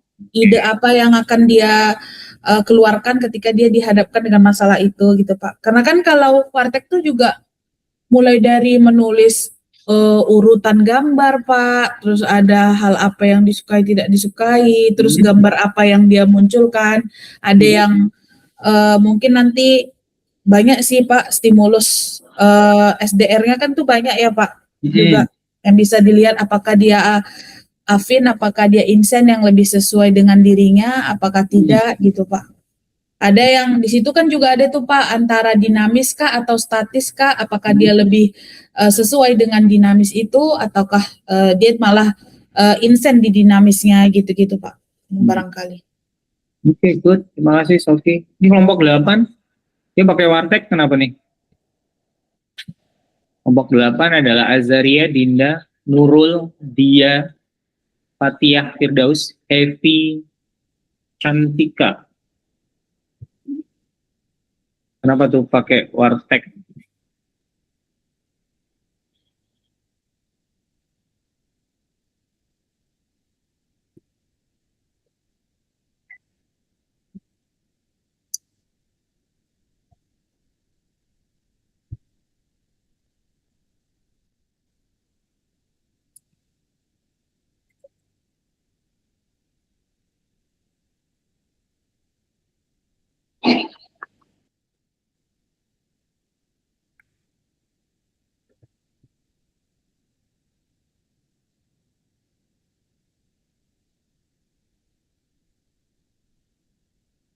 Ya wes, oke. Jadi ya Mbak Evi mau jawab kenapa pakai Wartek Mbak?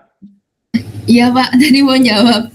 Mungkin silakan. ya, kalau dari kelompok kami itu kenapa kami pakai Wartek? Karena dari Wartek itu kan kita bisa tahu bagaimana klien ini berpikir, kemudian juga dia bersikap untuk nantinya dia bisa menghadapi masalah gitu loh Pak. Jadi kan dari dia bisa menghadapi masalah juga dari Wartek itu bisa dilihat bagaimana klien ini bisa mengambil keputusan gitu. Karena kan di awal juga ada problem kalau dia itu masih bingung untuk memilih antara kuliah atau juga bekerja, masih bingung juga terkait dengan kampusnya, jurusannya segala macam. Nah, dari situ kita bisa lihat bagaimana dia nanti menghadapi masalahnya, kemudian pengambilan keputusannya, seperti itu sih Pak kurang lebih. Mungkin dari teman-teman ada yang ingin ditambahkan atau dikoreksi, silakan. Oke.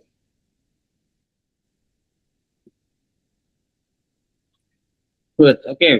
Terima kasih Mbak Evi. Ya, poin utamanya memang tujuannya untuk tahu bagaimana cara dia memandang dan juga menghadapi masalahnya dia itu seperti apa ya. Tadi sudah disampaikan Sofi juga terkait dengan hal itu, maka teman-teman sebenarnya butuh untuk tahu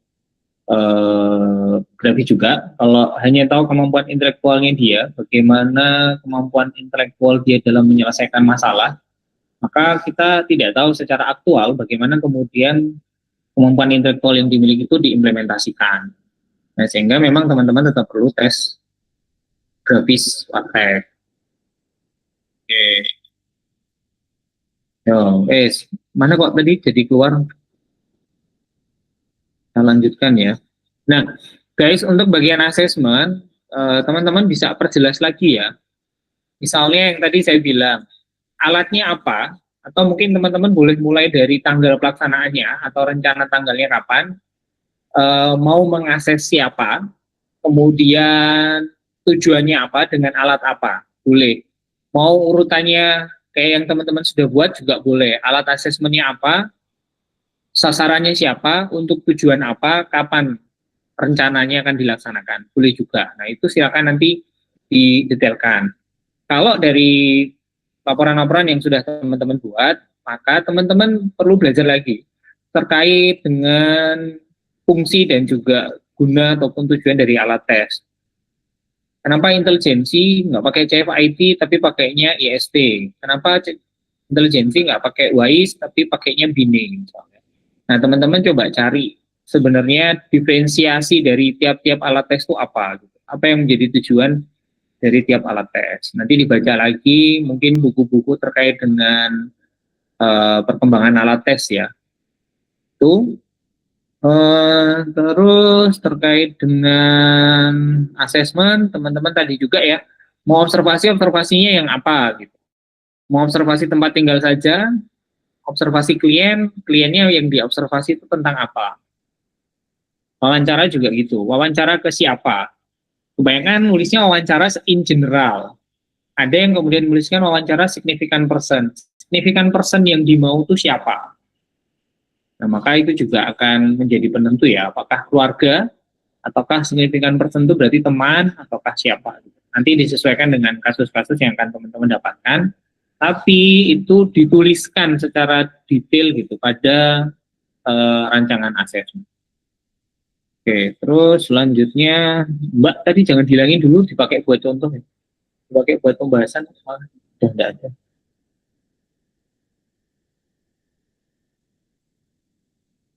Oh ya, saya nggak tahu teman-teman, saya nggak tahu teman-teman tahu apa nggak. Asumsi saya teman-teman tahu ya terkait dengan SSCT. Maka SSCT itu informasi apa aja yang bisa diperoleh dari SSCT. Karena kalau tidak salah, ada salah satu kelompok itu yang menuliskan pengen tahu kebutuhan.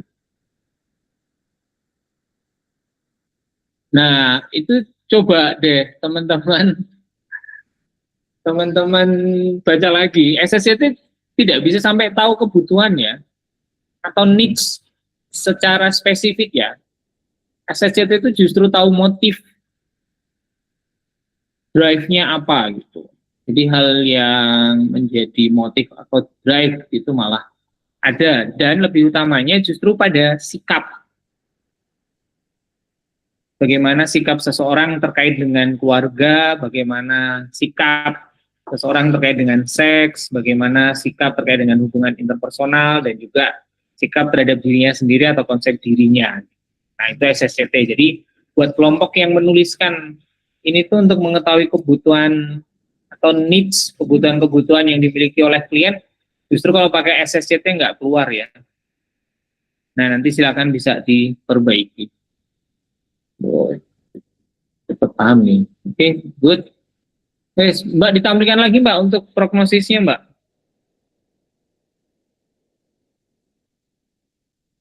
Prognosis apa dugaan? Dugaan sementara dulu deh.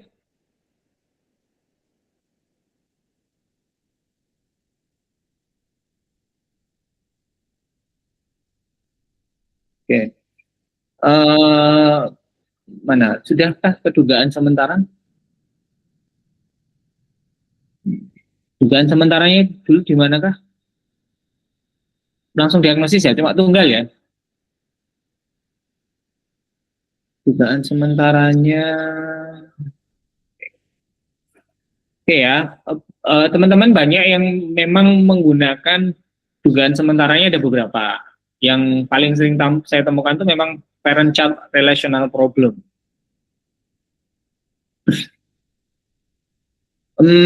Cara kinerja kita sebagai seorang psikolog itu kan sebenarnya kita punya dugaan.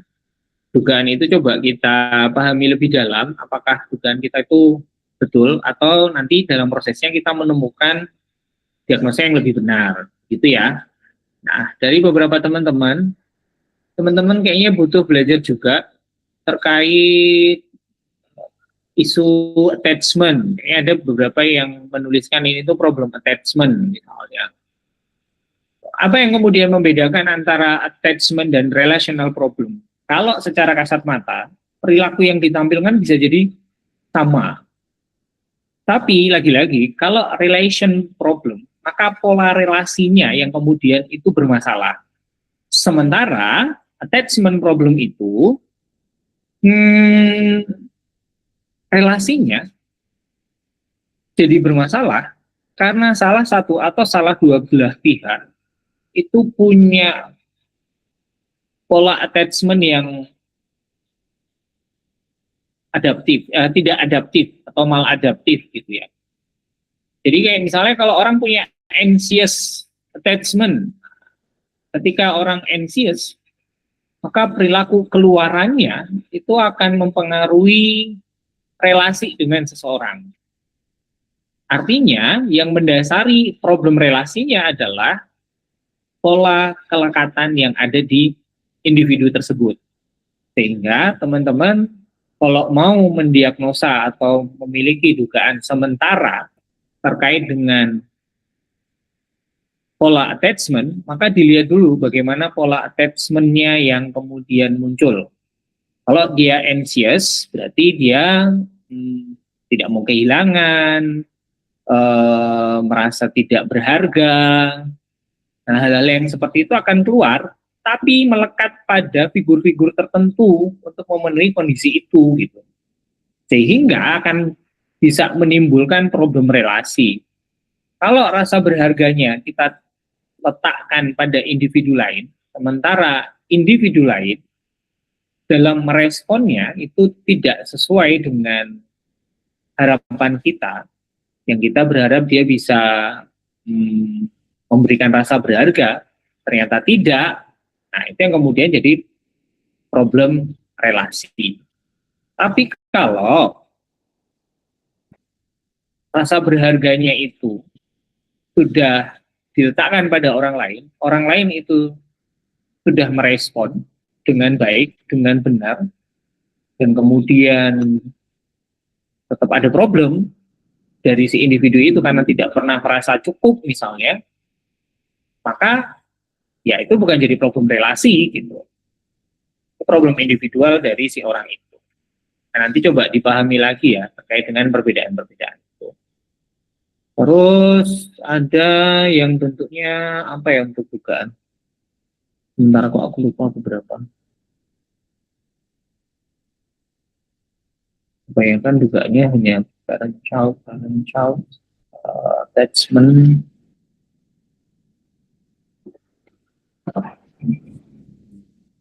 fearful avoidant attachment, gitu ya.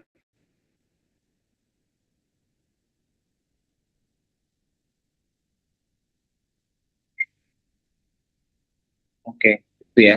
Ya, itu yang kebanyakan masalahnya ada di attachment. Nanti coba teman-teman baca lagi dan pahami lagi ya, supaya lebih jelas ya terkait dengan hal itu.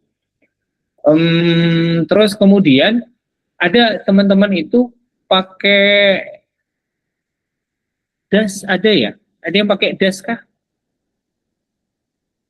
Saya jadi ingat, apa pertimbangannya? Apakah ada tanda-tanda, ada yang pakai BAI juga kayaknya. Nah, ini ada yang pakai das, kelompok 7, ada yang pakai BAI kalau nggak salah juga. Apa tuh pertimbangannya? Coba lagi ke asesmen jadinya. Lupa saya. Kenapa Mbak Mas pakai BAI, pakai das?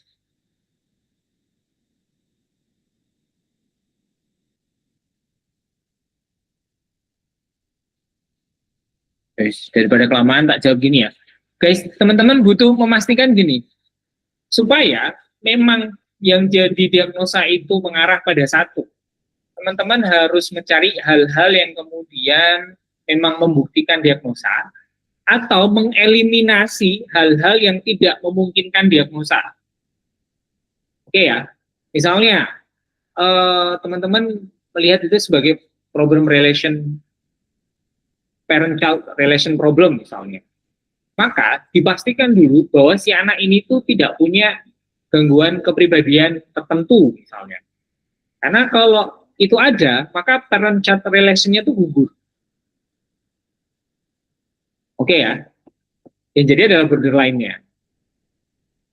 Kalau kemudian orang ini punya anxiety atau kecemasan, gitu, dan memang ada dari tanda-tanda yang kemudian ada di keluhan ataupun di dugaan sementara, gitu misalnya, maka mesti dipastikan dulu apakah memang dia di level yang anxiety atau dia itu di level yang justru gangguan yang lainnya. Karena kalau memang ada level anxiety-nya atau anxious-nya atau ada level anxiety-nya, bisa jadi yang jadi problem itu anxiety-nya, sehingga dia punya relasi yang tidak oke dengan orang tuanya karena dia punya problem anxiety gitu misalnya. Ini misalnya ya. Kalau dalam kasus yang ada, sebenarnya yang butuh dipastikan tuh dasnya, apakah kemudian main core problemnya itu tetap di kondisi parent-child relation atau sudah pada gangguan yang lebih berat, apakah kemudian sudah kena depresi ataukah sudah kena kecemasan gitu ya. Nah, sebenarnya paling tepat tuh pakainya DAS. Begitu. Jadi bisa dipertimbangkan juga untuk menggunakan DAS.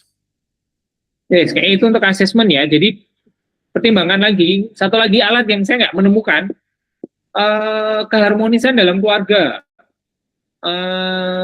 atau pola komunikasi dalam keluarga. Jadi itu sebenarnya ada skala atau alat tesnya, namanya APGAR kalau nggak salah. Saya nggak tahu di UAD punya apa enggak ya. Kalau teman-teman ada yang punya itu bagus lagi ya.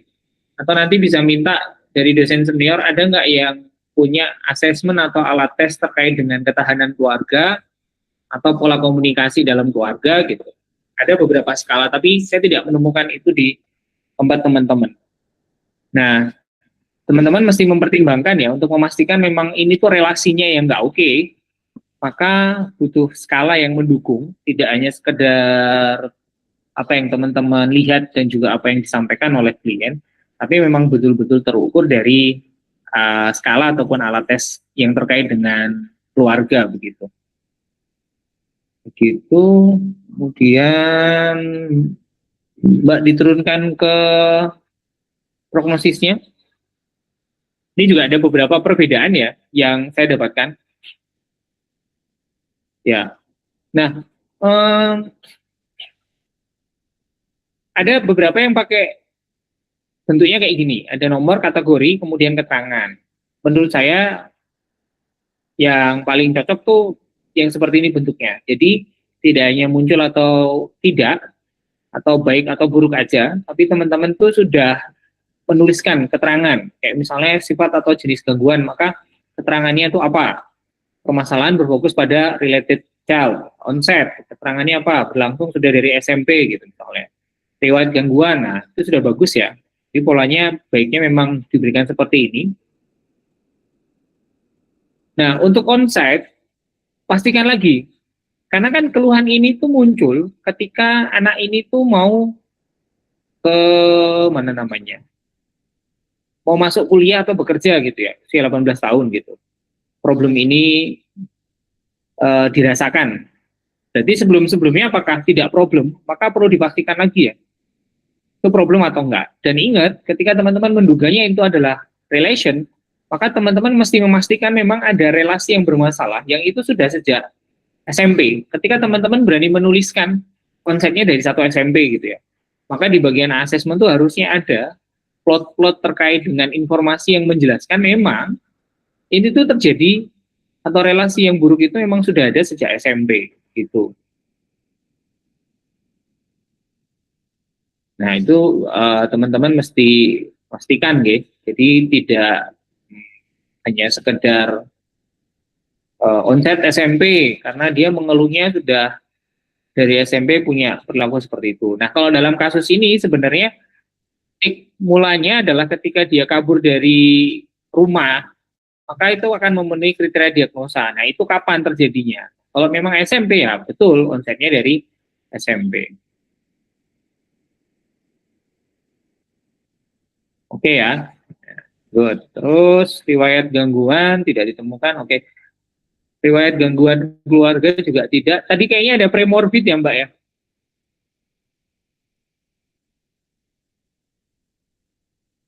Nah, kepribadian premorbid, kepribadian sebelum terganggu, belum diperoleh informasi yang cukup. Kalau nggak ada informasinya atau teman-teman merasa ini tuh tidak akan jadi bagian dari problem, tidak akan menjadi aspek yang mempengaruhi kesembuhan klien terkait dengan problem yang kemudian teman-teman temukan, maka boleh dihapus aja gitu ya. Boleh, kecuali memang ada dan itu mempengaruhi, atau itu tidak. Ya sebenarnya lebih kepada mempengaruhi atau tidak mempengaruhi kesembuhan ataupun proses terapinya ya. Kalau nggak ada dihapus aja. Turun Mbak ke atas. Kepribadian premorbid itu kan kepribadian yang muncul sebelum gangguan. Biasanya memang paling tampak itu akan pada gangguan skizofrenia Mbak. Kalau gangguannya tidak gangguan klinis ya memang nggak akan ada. Malah bukan kepribadian premorbid, kayaknya kepribadian apa ya yang menjadi pencetus itu atau bagian.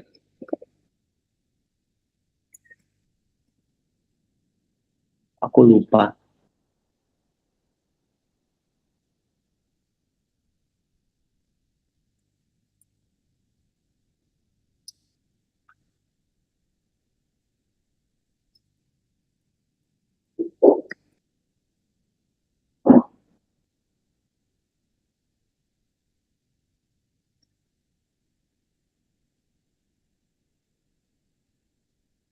Hmm,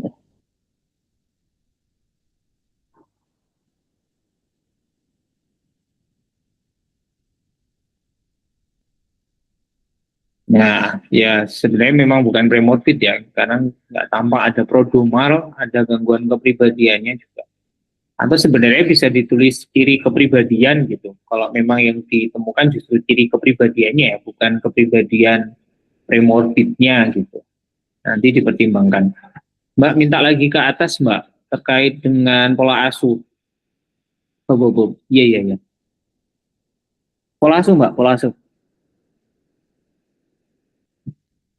Di bagian prognosis. Nah, terdapat pola hubungan ibu dengan anak yang kurang baik. Nah, teman-teman nanti ketika ngasih di bagian keterangan, kalau bisa lebih jelas ya. Kayak misalnya penggunaan kata kurang baik itu yang gimana gitu. Karena kan di sini nggak ada penjelasannya ya. Dikatakan kurang baik itu yang gimana.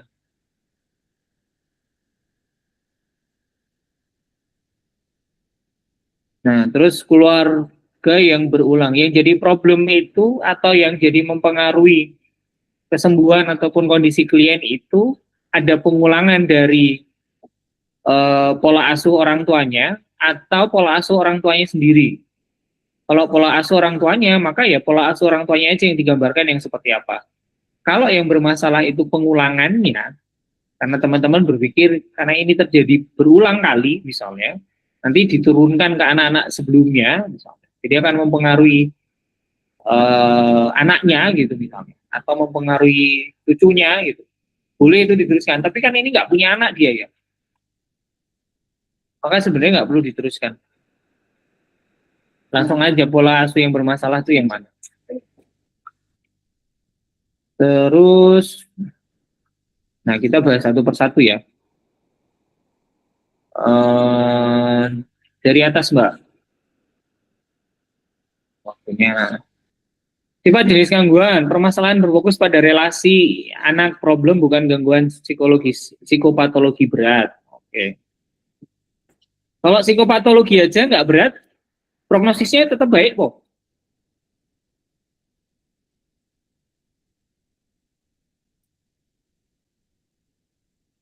Nah nanti itu dipertimbangkan ya. Sebenarnya lebih kepada ini karena bukan gangguan klinis yang berat gitu misalnya, atau bukan gangguan neurotik misalnya, bukan gangguan psikotik. Jadi jangan psikopatologi berat ya, nggak ada. Berat ringan tuh nggak ada. Kalau mau malah misalnya organik atau anorganik, nah itu malah bisa tuh Mbak, daripada psikopatologi berat. Nanti dituliskan aja bukan gangguan neurotik ataupun psikotik gitu. Nah prognosisnya baik karena bukan gangguan klinis ya, bukan gangguan klinis yang neurotik ataupun yang psikotik. Onset konflik berlangsung selama sejak kelas 1 SMP sehingga masalah sudah cukup berlangsung lama.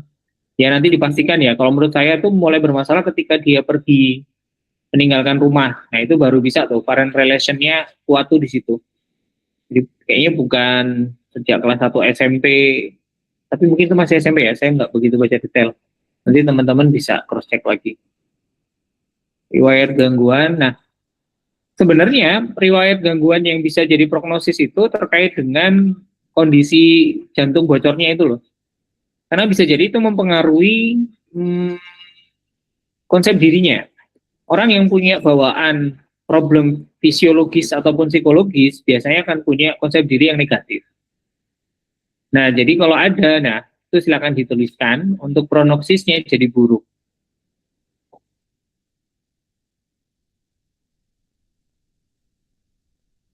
Nah, kemudian stresornya kenapa buruk?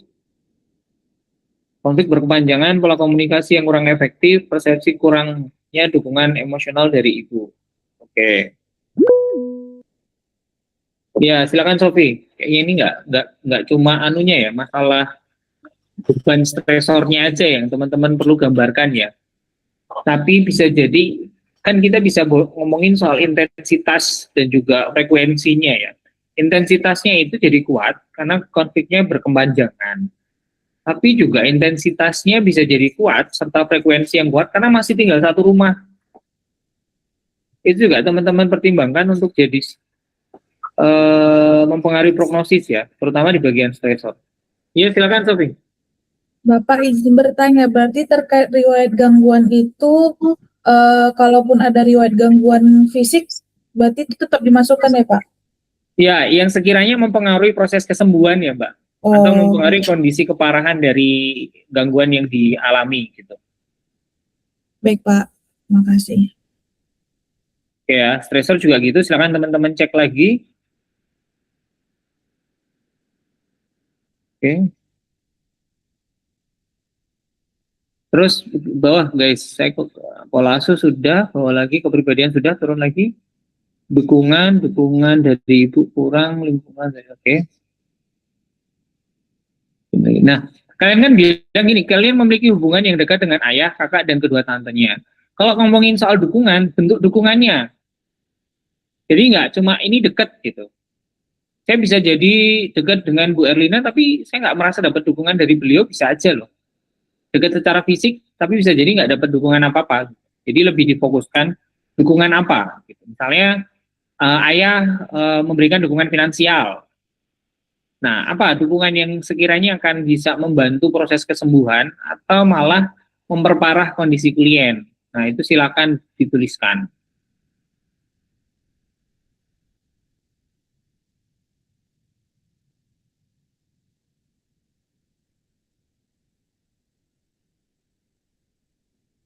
Nah, oke. Mekanisme coping menghindari konflik, mengalah.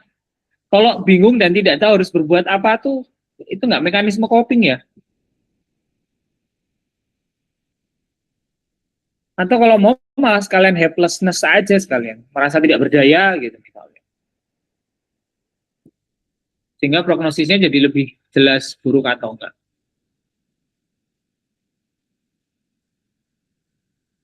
Boleh diturunkan lagi.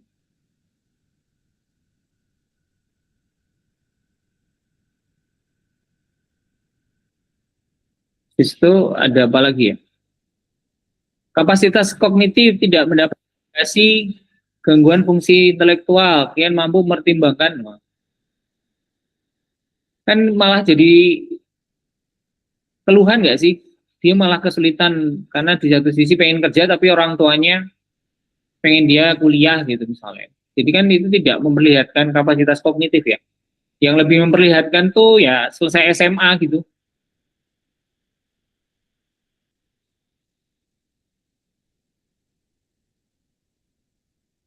Terus SMA, lolos perguruan tinggi swasta gitu.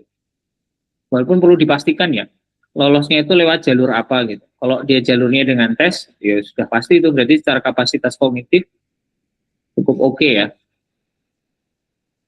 Kalau bisa tuh jelas, cukup oke atau cukup baik, itu kan gambarannya itu kayak gimana gitu. Kayak misalnya punya kapasitas kognitif yang membuat dia mampu untuk lolos UTBK. Nah, malah lebih jelas toh kalau kayak gitu bahasanya. Motivasi untuk sembuh ya itu bisa. Klien menyadari adanya permasalahan dan ingin mencari solusi. Terus di sini nggak ada insight ya. Adakah yang pakai insight untuk prognosisnya? Atau kepatuhan pada proses? Nggak ada ya? Atau teman-teman tidak melihat itu kah? Nanti dicek lagi ya. Jadi bisa jadi insight atau pemahaman proses, bukan pemahaman ya, proses pemahaman dia, insight yang dia dapatkan tuh gimana? Cukup bisa nggak dia punya insight atau sulit untuk dia tuh memahami core problem dari masalah dia? Kalau sekilas dari yang diceritakan, termasuk riwayat gangguannya gitu ya, kayaknya dia sedikit kesulitan ya, karena lebih suka melemparkan bahwa yang bermasalah itu orang tuanya gitu, tidak melihat apa yang bisa diperbaiki dari dirinya sendiri gitu.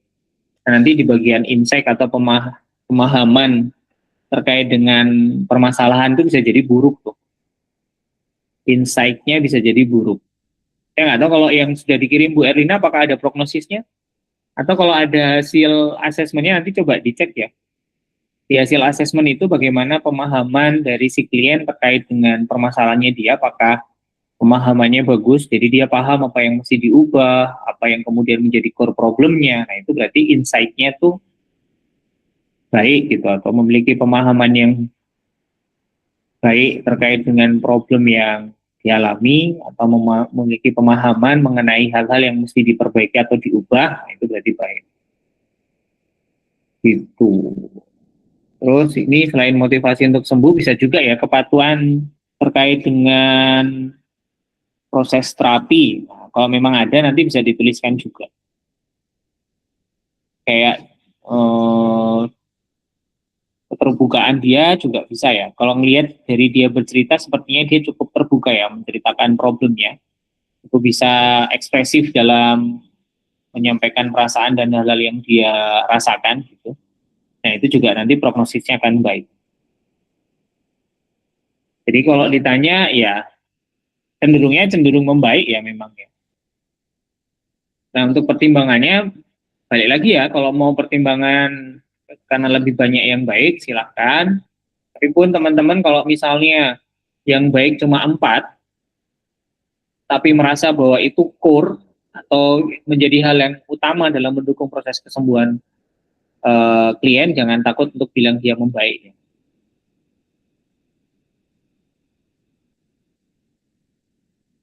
Ya, oke, sampai sini ada pertanyaan kah?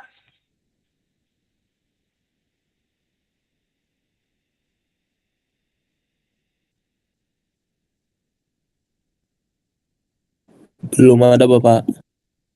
Ya wes, oke, good kalau begitu. Ya wes, kalau begitu itu dulu ya feedback dari saya. Silakan nanti diperbaiki. Dan juga kan teman-teman sudah dapat yang dari Bu Erlina ya, yang datanya mungkin lebih lengkap. Sebenarnya bagus lagi kalau teman-teman sudah sampai merancang intervensinya apa yang tepat pada kondisi ini begitu. Nanti dalam merancang intervensi dipertimbangkan betul apa yang kemudian dibutuhkan dan apa yang menjadi core problem dari permasalahan yang nanti dipunyai oleh klien gitu. Jadi jangan based on keluhan aja, tapi betul-betul core problemnya. Dia bisa jadi mengeluh bingung, atau permasalahan itu diawali dengan kebingungan dia, karena orang tuanya menuntut dia untuk sekolah, sementara dia pengen bekerja, sehingga terjadi konflik tuh di situ, sehingga muncullah hal-hal yang selama ini mungkin dia tidak sadari, padahal itu menjadi keluhan dia terkait dengan relasinya dengan orang tua. Nah, maka core problemnya apa gitu. Misalnya teman-teman melihat ini kayaknya sumber akarnya, kenapa kemudian keluhan itu muncul tuh karena dia punya konsep diri yang negatif. Misalnya, apalagi usia dia sudah 18 tahun ke atas ya. Ketika dia sudah lebih dewasa, harusnya dia tidak bergantung pada orang tuanya. Sehingga kalau di fase-fase itu dia masih tergantung, tidak cukup bisa mengambil keputusan. Nah, bisa jadi itu yang akan jadi core problem yang teman-teman ubah. Nah, silakan nanti bisa disesuaikan ya dengan apa yang teman-teman lihat. Oke, kalau begitu aja supaya teman-teman bisa istirahat dulu sebelum nanti ketemu dengan Bu Nurul. Nanti kalau ada hal-hal yang masih butuh ditanyakan nanti bisa disampaikan ke ketua kelas. Nanti biar ketua kelas yang menanyakan ke saya. Oke, kurang lebihnya gitu nggih. Kita tutup dengan membaca hamdalah bersama-sama. Alhamdulillah. Oke, kita ketemu di lain kesempatan. Saya akhiri. Assalamualaikum warahmatullahi wabarakatuh. Waalaikumsalam warahmatullahi wabarakatuh. Terima kasih Pak.